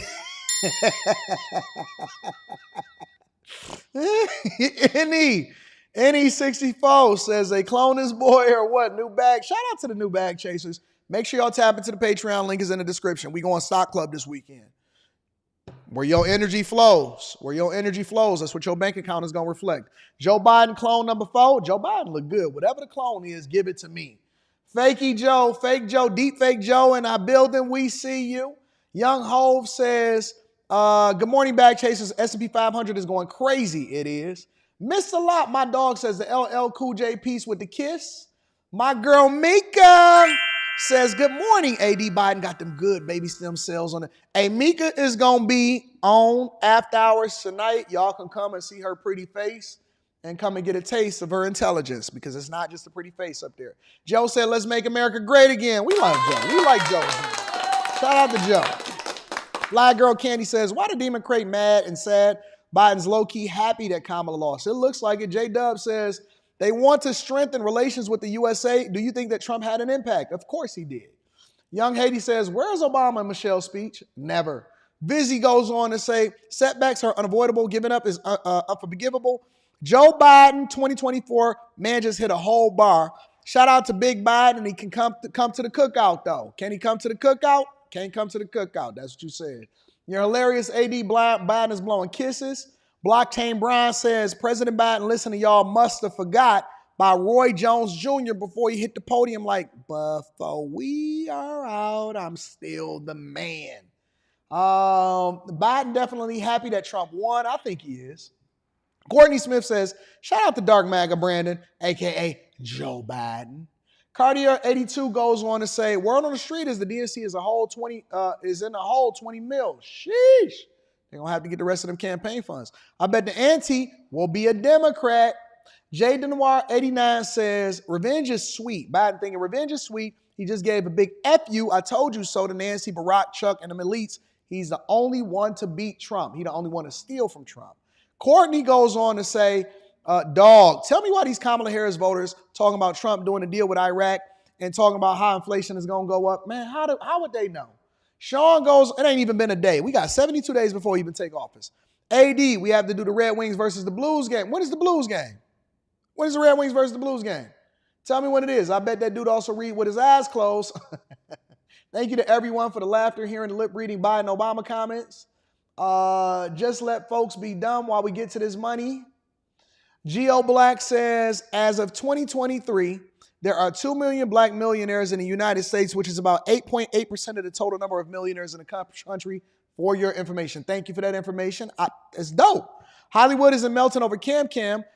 They are melting down because they just found out they are entertainers, not leaders. They can't handle it. Perfect Peace Vibes. Shout out to Perfect Peace Vibes. Just joined the Patreon. Excited to be a chaser and learn to run it up.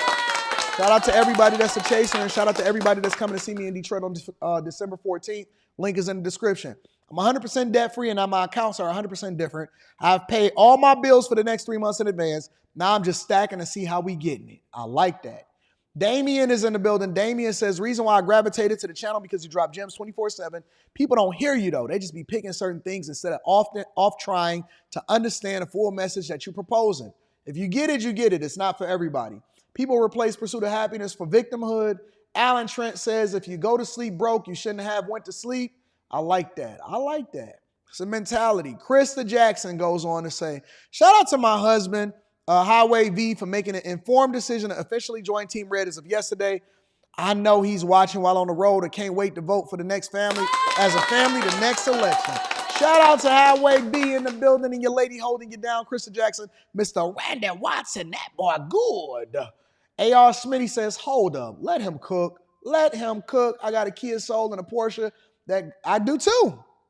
I do too. Me too. The people will tell you. I got a Kia, not a Soul. I got a Tucson. I got a Tucson. Does everyone in this channel want to give Trump what? Look at Keith. Keith feeling salty. Keith, get out of your femininity, big dog. 100% me said, let's get this bag. Eating Shop. Shout out to ENT Shop. Says poor people overlooking opportunities repeatedly. Yeah, it's pretty crazy. I like that acronym. Fick Tux and Crypto says, I'm him. Thank you for the motivation, brother. 27, just enrolled as a software developer. I was homeless and I beat the odds. Well, then if you beat the odds, that means it can't nobody stop you. Bam Bam Lynch in the building says, got my 501c3 today for the youth boxing gym. Shout out to Bam Bam. Nick is Florida. Shout out to Nick is Florida. Says, just joined the Patreon today. I'm new to this, but willing to learn, listen and learn. Damien in the building says, sometimes your family can be the biggest haters. Aaron is in the building. Says, Tom, did you see DDG Haley Bailey situation? They got another situation? We'll get into it after hours tonight. Marcella O says, I was so scared to start my cleaning business a few years ago. But my dad said having a business is like having a child. I said to myself, I have 4 kids. What's one more? Now, I'm never going back to making someone else rich. Paul G in the building. Paul G says, I'm going to accidentally bump my phone with chores when we meet up on December 14th. I need that direct line. I like that. I like that. Push a P in the building. Shareem says, just join the Pad Chasers. Let's make some money. Big One M Dub says Biden put on Trump had a few months ago. Sean says the Blues Red Wings game is December 23rd, 6 p.m. in a D. Okay. All right. Tell me what day of the week that is, too. I need to know that. Let me know inside of the chat. All right, y'all. Let's go ahead and get into our hyenas. Lunch ladies. The lunch ladies. Y'all call them The View. I call Whoopi and Sunny and all of them, I call them the lunch ladies because they feeling some type of way. They was on crash out mode. We got so many different review videos that we're going to go over for the next couple of weeks for the crash out dummies. The lunch ladies was the ones that brought themselves to the front of the congregation. And they said, yeah, we don't really care about what's going on. And they wanted to have a conversation about Trump's presidency and the election. Let's see if we can fast forward over to Sunny real quick because she had an interesting take. Let's see if we can fast forward because they was in crash out mode yesterday. Got to be the woman of color to talk to. Everyday Americans who feel like this system is failing. When Reagan won, I remember the whole map was red. Yeah. It was pretty red last night. I don't know. I'm profoundly disturbed. I think if you look at the New York Times this morning, the headline was America makes a perilous choice. I think that in 2016, we didn't know what we would get from a Trump administration, but we know now. And we know now that he will have almost unfettered power. And so I worry, not about myself, actually. I don't worry about my station in life. I worry about the working class. I worry about my mother, a retired teacher. I worry about our elderly and their Social Security and their Medicare. I worry about my children's future, especially my daughter, who now has less rights than I have. Let me ask y'all a question.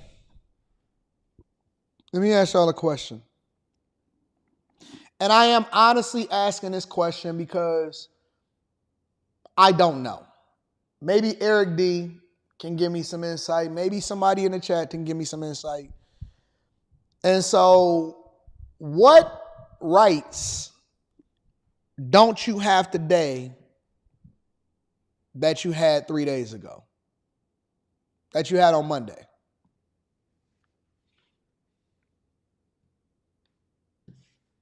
Because I know a lot of people spew a lot of talking points.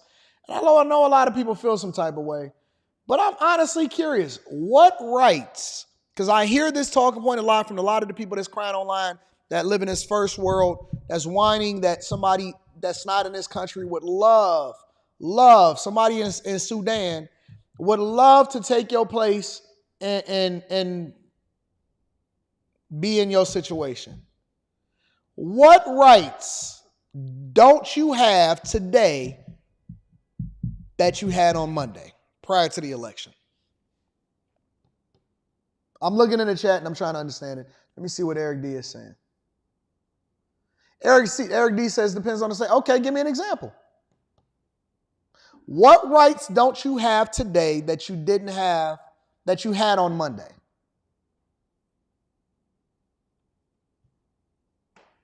What rights don't you have today that you had on Monday?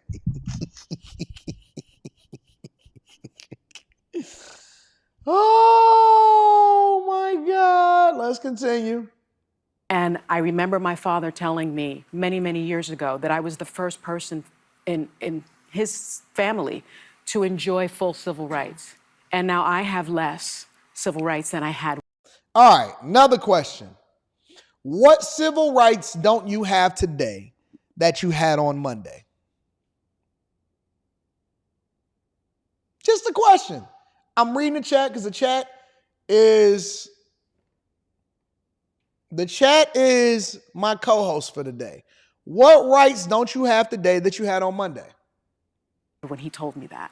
So again, I'm profoundly disturbed that the 14th Amendment of the Constitution did not prevent someone who participated in an insurrection from becoming president of the United States. Election I interference. think that going forward, the convicted felon box on employment applications better be taken off, because if you can be the president of the United States, then you should not be prevented from employment in this country, because I remember applying for my jobs as a federal prosecutor, and there was a box for convicted felons. Well, and so that box This woman better is so be taken delusional off. and And so out I of think touch, our it's healthcare amazing. system is now at risk.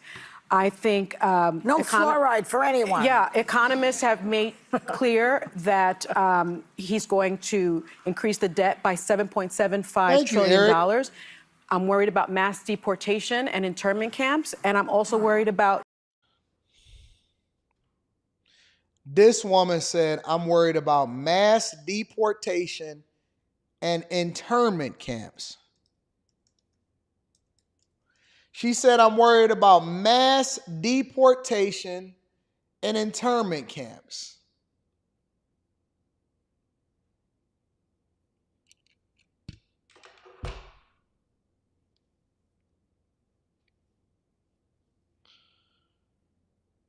Oh my God.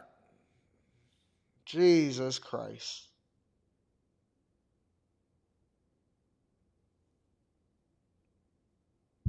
This woman just said internment camps.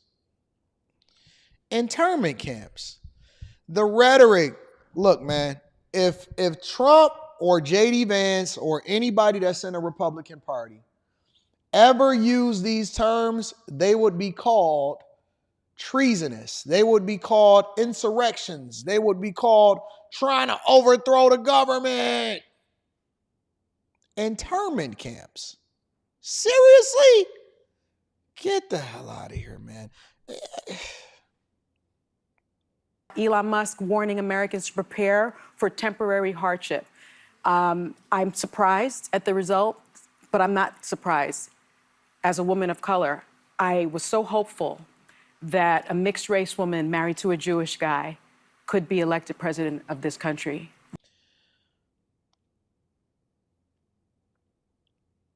Let me rewind that. I want to hear that again. A mixed-race woman married to a Jewish guy could be elected president of this country. Well, I'll do you one better. I'll do you one better. I got you. Because that's what she was looking for, right?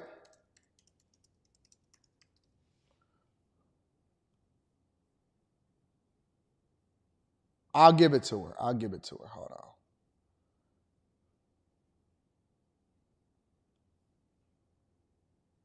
There we go. There you go. Yay! There you go. It's called J.D. Vance is not. Want to see the old picture? Look at this. Look how old this picture is. Oh, look how sweet and innocent they are. This guy is now going to be in the White House. This guy is now going to be in the White House. A mixed race woman married to a white man that went to Harvard.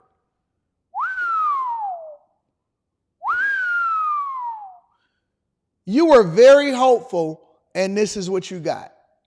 This is what you got. An upgrade.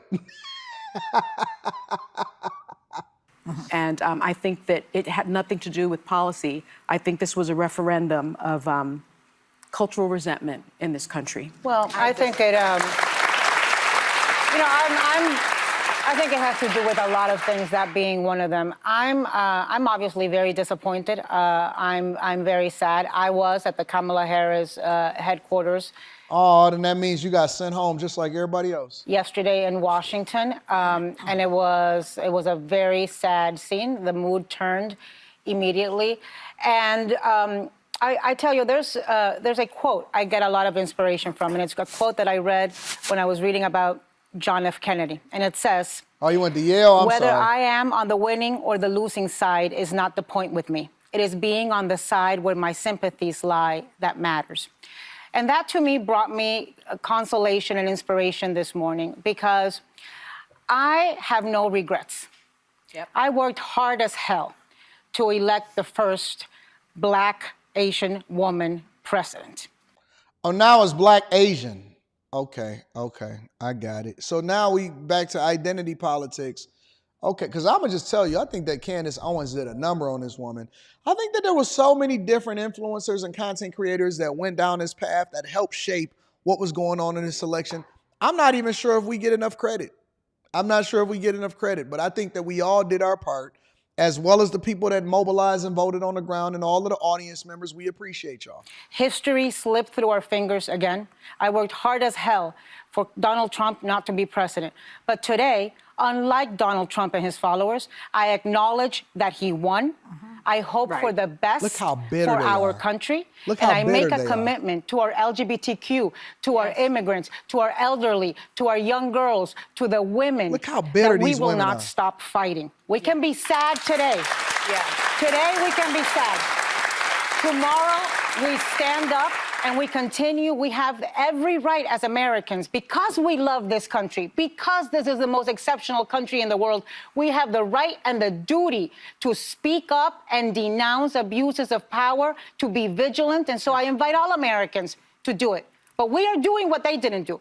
We are recognizing they won. Now let's see. Oh, then that means that you a sore loser. Listen, what do y'all think that we gonna be doing?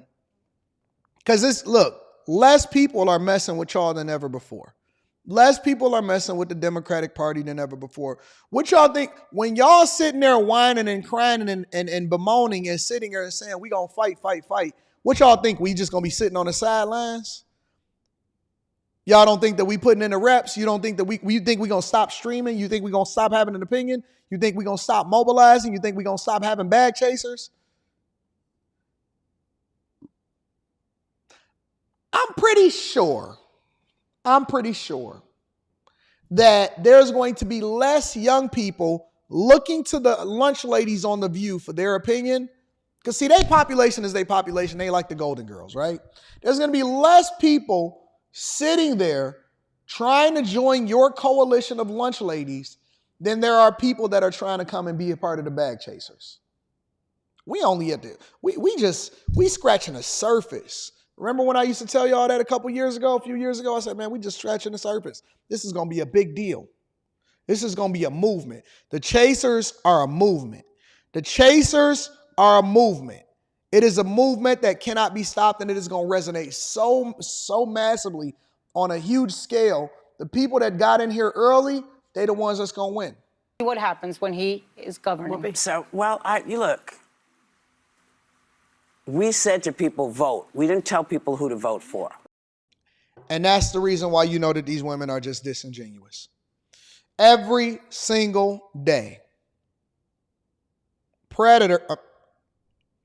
Whoopi Goldberg and her crew was sitting on this panel telling people how they should and shouldn't vote and whether or not they should align with Trump or Kamala Harris. And they're going to sit here and disingenuously sit here and tell you, we didn't tell people how to vote.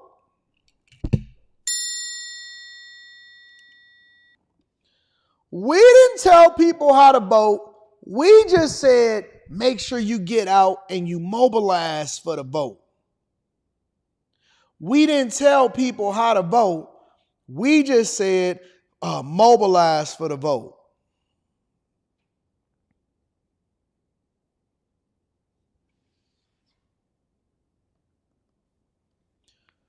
Read some of these super chats. I ain't say nothing. I ain't said nothing. Talking about I heard that time. You ain't heard nothing from me. I don't know what you're talking about. December 23rd. Let me know, Big Dog. All right, let me look at December 23rd.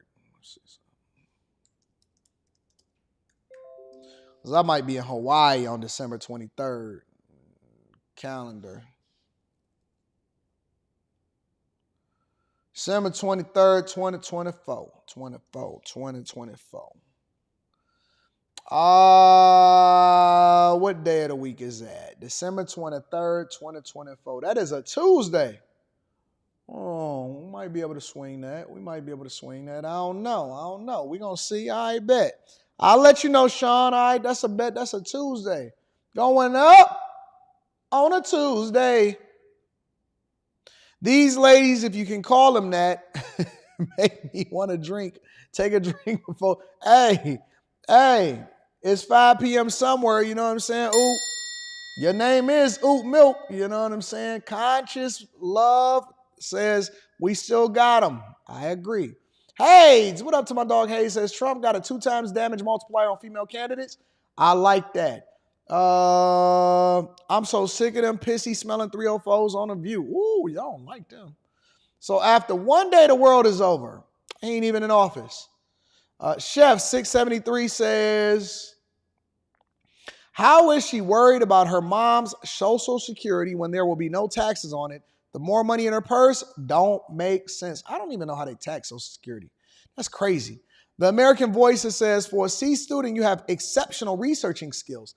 Thank you, American Voices. I appreciate you. Hey, when somebody give you a compliment, you start talking more proper. We got to put them 304's view thoughts in their place. I like that. Master Irrigation goes on to say, Trump theme song to all of the crying women against him needs to be, whoop that trick. Come on, DJ, spit it. Now I understand when Trump kept saying fake news, 100%. Trump pushed all their wigs back. And the Destin one goes on to say, I wonder if these people will put their money where their mouth is and actually advocate for bipartisanship to solve for real issues or just go back to their homes and do nothing as usual. That's a good one. I like that. All right, y'all, let's continue on with the show. I'm going to read that super chat shortly. Oh, I also want to acknowledge, let me see something. I want to acknowledge something real quick. I want to acknowledge Dylan KO says, are there any mentor programs? Yeah, it's called the Patreon, big dog. Bag Chasers, we up. Shout out to my dog Dylan KO. I love you, bro. I'm going to continue to read those super chats shortly. Let's see what we got here. Stephen A. Let's go there. Stephen A. Smith. Like Charlemagne, Stephen A. Smith is one of the people that said that he was voting for Kamala Harris. I can't stand this bloviating. I'm voting for Kamala Harris. I mean, what does he have? What does he have? What does he have? Stephen A. Smith said that he was going to vote for Kamala Harris, and I have not seen this, but I'm glad that you guys sent it to me. He is now giving his assessment of what happened during the 2024 election. What does he know? What does he have? And I can't stand the bloviating. I can't reveal my sources. Stephen A. Smith is now going to tell us what happened during this election and why he's matriculating into assessing this to be a loss for the Democrats. Make sure y'all hit a like for the algorithm. Subscribe to the channel and turn on your notifications. Let's get started with politics. That's where we've got to go because there's no other place to start today other than the re-election of Donald J. Trump as the 47th president of the United States of America. Trump's victory was called early this morning, needing 270 electoral college votes. Shout out to Chef. He finished the evening with 292 to win the White House. Trump's re-election is a crushing blow to Kamala Harris and the Democratic Party that relied on a number of issues that ultimately fell flat with the American public, evidently. I'll get to the Democrats in a moment, but let's put Donald Trump's victory in perspective. He reclaimed the White House with a unique campaign that relied heavily on a voter turnout operation that focused on one familiar issue, the economy. In addition to that, the president-elect managed to peel votes away from once reliable Democratic support groups. You know what I don't like about a lot of these people that's in the YouTube world now and they got their own shows and stuff. All of their stuff is similar to how they did it on national TV. And so most of it is planned. Like, it's like their talking points is written out. They look down. They got to have a screen in front of them and stuff.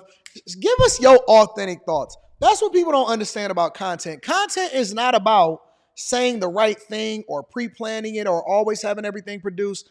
Content is about giving people an authentic thought and look into why you don't agree or disagree with something. A lot of people don't know that. That's what content is really about. Content is not about producing, the production of it. I know people that ain't got nothing, like they just got trash backgrounds or whatever like that, but they give real substance in their conversations.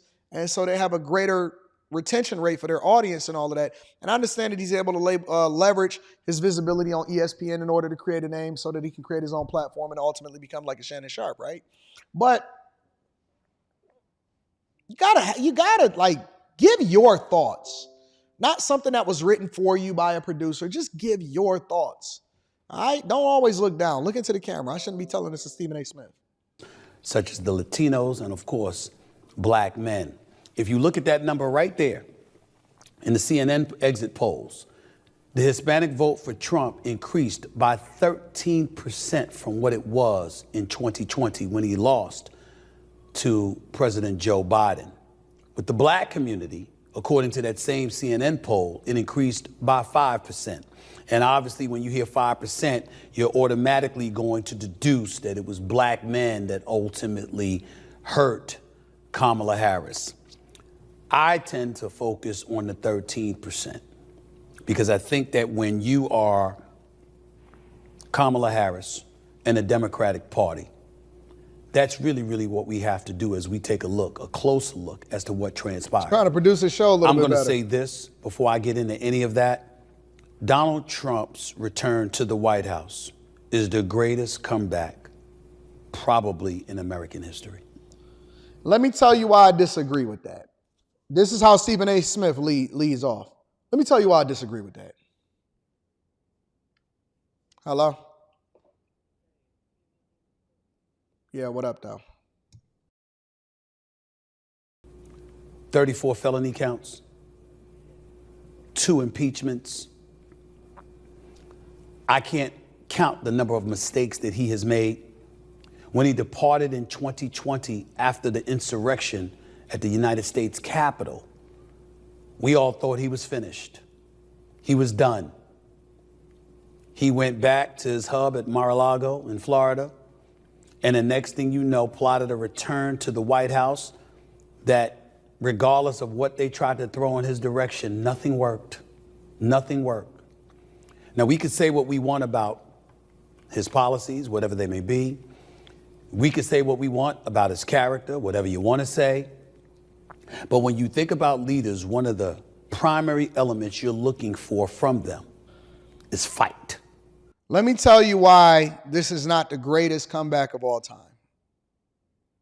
Let me tell you why it's not the greatest comeback of all time. That's how Stephen A. leads in this conversation. The reason why this is not the greatest comeback of all time is because that would negate the fact that he basically had to win, in my opinion, this election 3 times. 3 times. It's not that it was a comeback. It was really overcoming the obstacles that came with cheating and election interference and an attempt on his life. That's not a comeback victory. A comeback victory would be if you're down because the team is just better than you. It's a difference between overcoming obstacles and actually outplaying your opponent. Trump was never in danger of losing this election. That's the thing that you're missing. It was nothing for him to come back from. He was always ahead. Trump has been ahead for the last 3 elections. The only thing that we had to overcome, honest to God, and I truly believe this in my heart, the only thing that we had to overcome is Letitia James over in New York, Fani Willis down in Fulton County, Georgia. Because see, Trump wasn't running against Kamala Harris or Joe Biden. Trump was running against Letitia James, Fani Willis, these women that were in the secretaries of state in their respective states to try to remove him from the ballot altogether. He was running against a machine. He wasn't running against a candidate. And that's what people don't understand. When we look back at this moment 10 years from now, 15 years from now, 20 years from now, and we start talking about what this election was, and we start to uncover what was really happening, what we'll wind up realizing is that Trump beat a system for the American people. He did not beat Kamala Harris.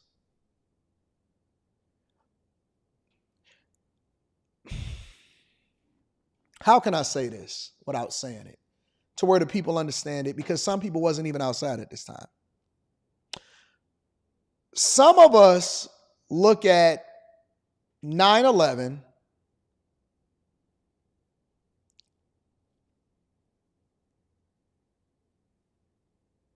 and it's almost like even today, it's an unspoken conversation that's had amongst us because we know that it's no way, based off of how it was described to us, that the events played out exactly how the media portrayed it.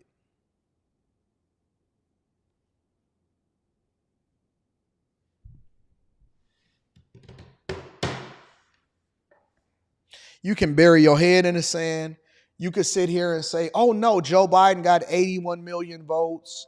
You could say that he wasn't prosecuted and persecuted for the sake of election interference in order to maintain power. You can sit here and ignore the fact that Fani Willis, Nathan Wade, and Andre Dickens took a trip up to the White House to visit VP, according to public records, prior to filing charges in Fulton County, Georgia, in order to try to prevent him. You can sit here and say that the documents in a court case that was thrown out in Florida, obviously, and taxpayer dollars that was spent in order to try to prevent him from being successful is not real. You can sit here and say that Letitia James did not run on the whole premise of trying to remove Donald Trump from office, and that's one of the reasons why she was elected in the first place. We can sit here and play this game. We can play this game all day long. But I am not going to sit here and with good conscience and knowing with all of my faculties, in the same way that what was presented to us back then when George Bush was in office, in order for him to maintain power, in my opinion, is not a very similar, if not worse, more egregious thing that is happening. I was talking to somebody the other day and they said, Anton, it's not. Let me continue to let Stephen A. Smith speak. Are you somebody that has alligator skin and a level of intestinal fortitude that few can rival? So when you got to go into the lion's den and deal with adversity, you're more than capable of doing so. Ladies and gentlemen, I don't know if any of us can definitively say we could deal with what Donald Trump dealt with and still end up back in the White House. He was definitely helped by Joe Rogan's endorsement in the wee hours before the election began, or before election day began. That played a role. He had some celebrities supporting him. I don't think that played much of a role. Oh, snaps. Look at But ultimately, his focus on the economy and inflation ravaging us I'm gonna read that super chat combined with the border issues, immigration, and over 11 to 12 million migrants entering the country illegally and focusing on that. I thought that there were certain things that he did that were nothing short of brilliant. Now, I have been on the record stating on several occasions. No, you should just put one thing up there. They couldn't cheat this time. We made it too big to cheat. The economy was one thing. I just talked to you about that. Immigration was another. I just talked to you about that. What about crime in the streets? When you look at New York City, when you look at Los Angeles, when you look at the fact that people were being arrested and in the same day they were put in jail, they were getting out. So if Stephen A. Smith, and here's my problem with Stephen A., because Stephen A. was a heavy proponent of Kamala Harris. If he knows all of this, if he can put up all of these talking points being arrested, if Stephen A. Smith can say this is why the Democrats lost, and he can say it's because of the economy, immigration, crime, woke culture, and no primary candidate, as far as them actually having her debate her way out of a primary to ultimately show herself to be worthy to be running as president of the United States of America on the Democratic side, then why would he ever endorse Kamala Harris in the first place? If these are the reasons, which is the most important reasons, and we know that the Democratic Party was trying to push reproductive rights as their main talking point and scaring people, and some mythical project 2025 and scaring people into doing something a certain way. If he believed this, then why did he publicly say that he was voting for Kamala Harris? That's my question. If he's so knowledgeable about this, if he can speak to this in depth, and he can have these 5 different talking points, amongst others, then why would he publicly endorse Kamala Harris for president of the United States of America? That's all I'm asking. Angeles, when you look at the fact that people were being arrested and it's in the same day that they he were was put paid, in y'all jail, they think were he was getting paid? out. And there seemed to be no punitive damage that was being suffered I think he tried to ride both by sides of the those fence. who were inflicting harm upon American citizens. What about that? Okay? And then we have to pay attention to woke culture and the cancel culture. Think about the commercials that Donald Trump was showing. Think about the commercials that involved Charlamagne the God and the Breakfast Club when they kept playing footage of Kamala Harris saying she was in support of transgender operations taking place. And she was. Even for those And is. incarcerated, while incarcerated. Think about that.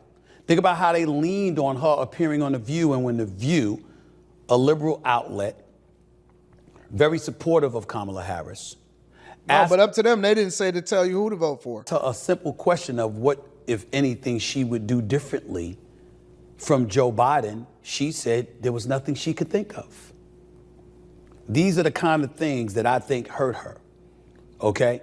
But I also lean on woke culture and cancel culture for this reason as well.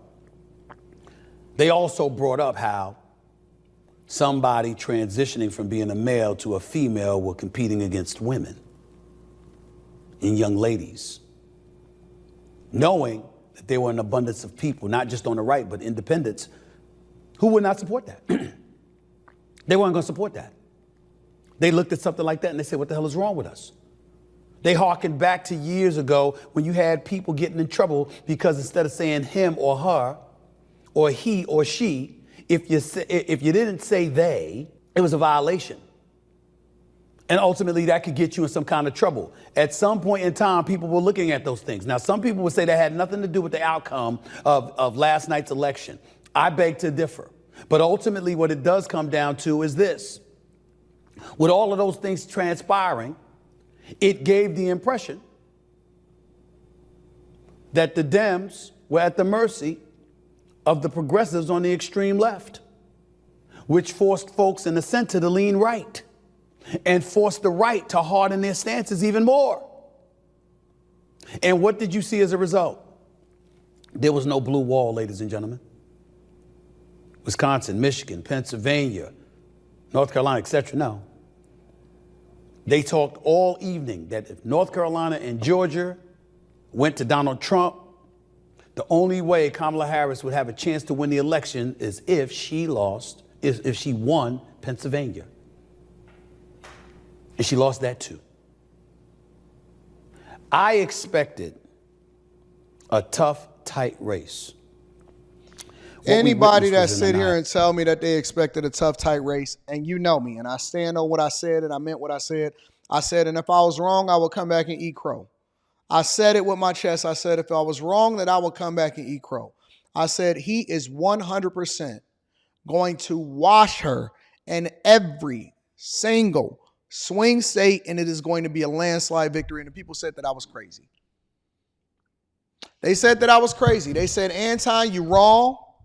I can't believe that you're putting your credibility on the line as a content creator and saying that you think that he is going to absolutely wash her. Anybody that's in the chat, you know I said it, and that's why I want my credit, because the same way that y'all would have killed me if I was wrong is the same way that y'all got to give me my credit when I'm right. I said it, and I stood on it, and I said, listen, I said it on the Millionaire Morning Show, I said it on the Anton Daniels channel, and I said it on After Hours. I said he is going to destroy her. He is going to paint the country red. All of these swing states, she don't got a chance in. And they said, how could you be so sure? The polls are saying that it's tied. I said, forget the polls. I am talking to people on the streets. I am tapping into different segments of people in this city, and over there, and over there. And I'm telling you that it is going to be a landslide victory. He is going to win. I said he was going to win a popular vote. I said that he was going to wash her, and it's going to be a landslide. And people said that I was off. It's going to be close. They nervous. And I said, I ain't never been nervous. This is going to be one of the most historic landslide victories, because once people start to get tired and their money get tight, I don't know who they polling, but them polls is wrong. It was wrong in 2016. It's wrong today.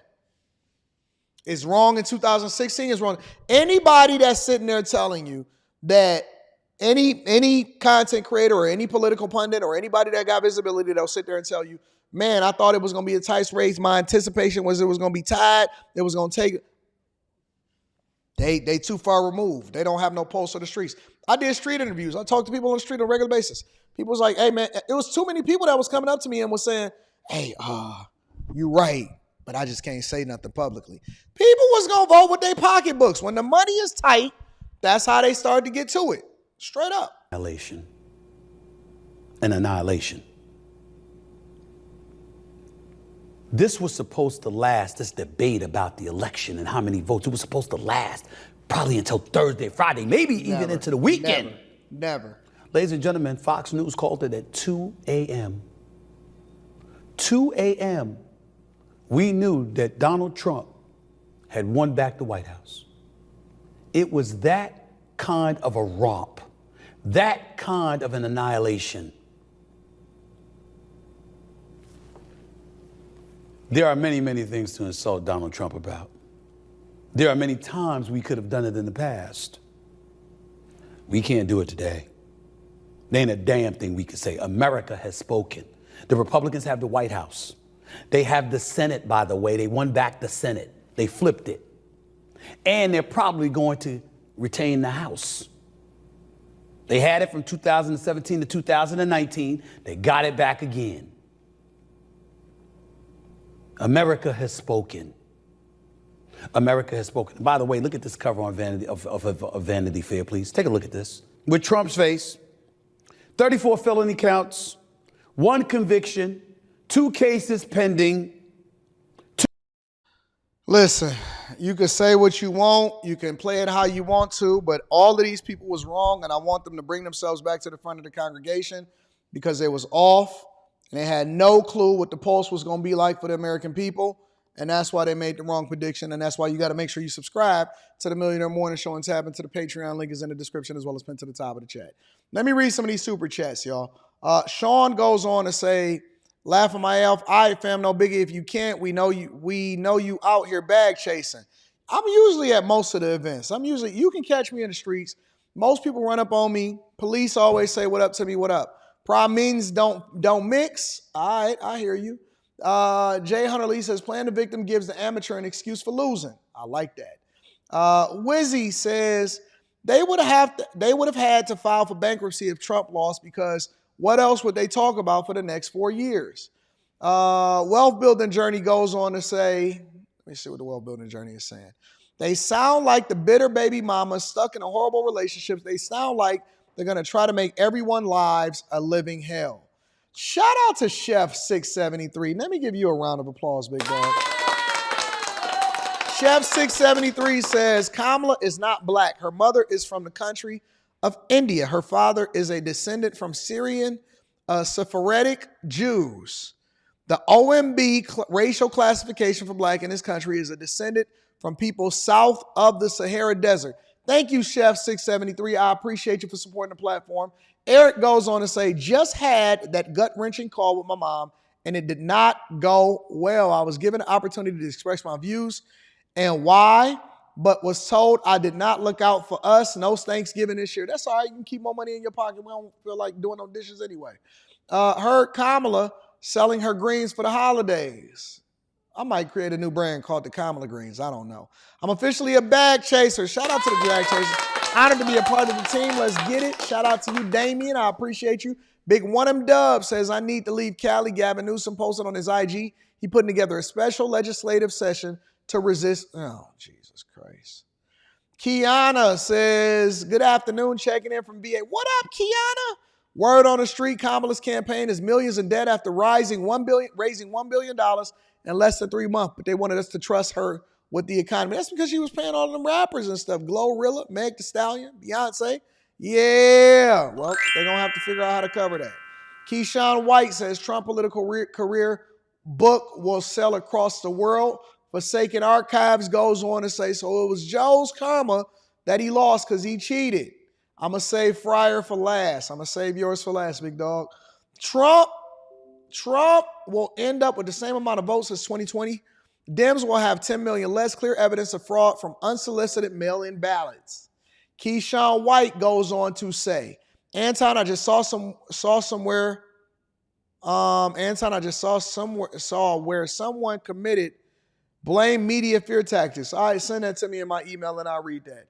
More Knowledge says, I believe people would have got behind Cory Booker. He should have been their pick for VP original, but they fumbled the bag as usual. Cynthia Haynes goes on to say, congratulations to my Michiganders. Shout out to you, Cynthia. El Manny says Anton Putin is giving a speech on President Trump now. We'll review that for tomorrow. I'm in St. Louis. Shout out to Sean.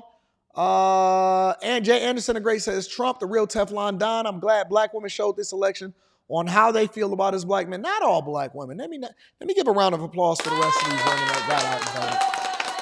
I got to get a roll on this one. Friar J. Flo says, hey, Anton, his first super chat is a 200 ball. Jesus Christ. Shout out to my bag chasers. I'm a 25-year-old married man with a 4-year-old with no degree. I got charged with felony embezzlement when I was 18 in high school. Fast forward 7 years. I made $100K and gave my mom 20 for doubting and tearing me down. I'm finally moving out. God is good all the time. Let me give you a little bit of advice, though. And I love it. And I'm loving the fact that you're killing it out here in these streets. Don't ever give nobody no money that doubted you. Don't never give nobody no money that's tearing you down. Oh, but I love it. Shout out to you. I love that. I love it. I love it. I love it. Nicholas Woodfee is in the building. Shout out to Nick. Says, appreciate you always, big dog. Been trying to educate my mom on all of this and finally made some headway today. Shout out to Mom Dukes. Shout out to all of the mothers that's making the adjustment. I got a couple from Kelvin Hayes. Kelvin Hayes says, time to load up on Bitcoin. Trump is pro-crypto and I want America to be the leading country of Bitcoin. Got 5 Bitcoins and very happy with this election. You got 5? I mean, you running it up. Shout out to Kelvin. I appreciate you, bro. Thank you for holding me down. Listen, Linda. Listen, Linda. We got to stay focused. We're going to stay on top of it. Shout out to the Chasers. We got a live stream this weekend. We got after hours tonight. And then we got Millionaire Morning Show in the morning. Okay? If Putin is giving a speech on Trump, then I'm definitely going to tap in and we're going to review that tomorrow. I love you guys. I appreciate y'all. I think y'all are the greatest audience on the face of this earth. You guys are dope. You are my co-host, and hopefully you guys are tuned in to After Hours tonight because it's going to be a heck of a show. All right. Kelvin Haynes, thank you for always holding me down. I appreciate you, big dog. I love y'all. No, Quentin is not on vacation. Quentin is here. Quentin will be on the show tonight. Don't worry about him saying that he is on vacation. Quentin does not have authorized PTO time. We did not approve his PTO. I will also tell you that Quentin will be our correspondent for the next Olympics. We will be sending Quentin on a mission, and we're going to send Slimmy to babysit him, all right? What up, y'all? I love y'all. I appreciate y'all. Y'all are the greatest audience on earth, along with my co-host. If you have not already, if this is your first time here, hit a like for the algorithm. If it's your second time here, make sure you subscribe to the channel, turn on your notifications. I think we should be crossing 300K on this channel alone. And by the end of the year, I have an expectation for us to be over 500,000 on the Anton Daniels channel. I love you guys. I appreciate y'all. I'm going to holler at y'all later. Stay up, man.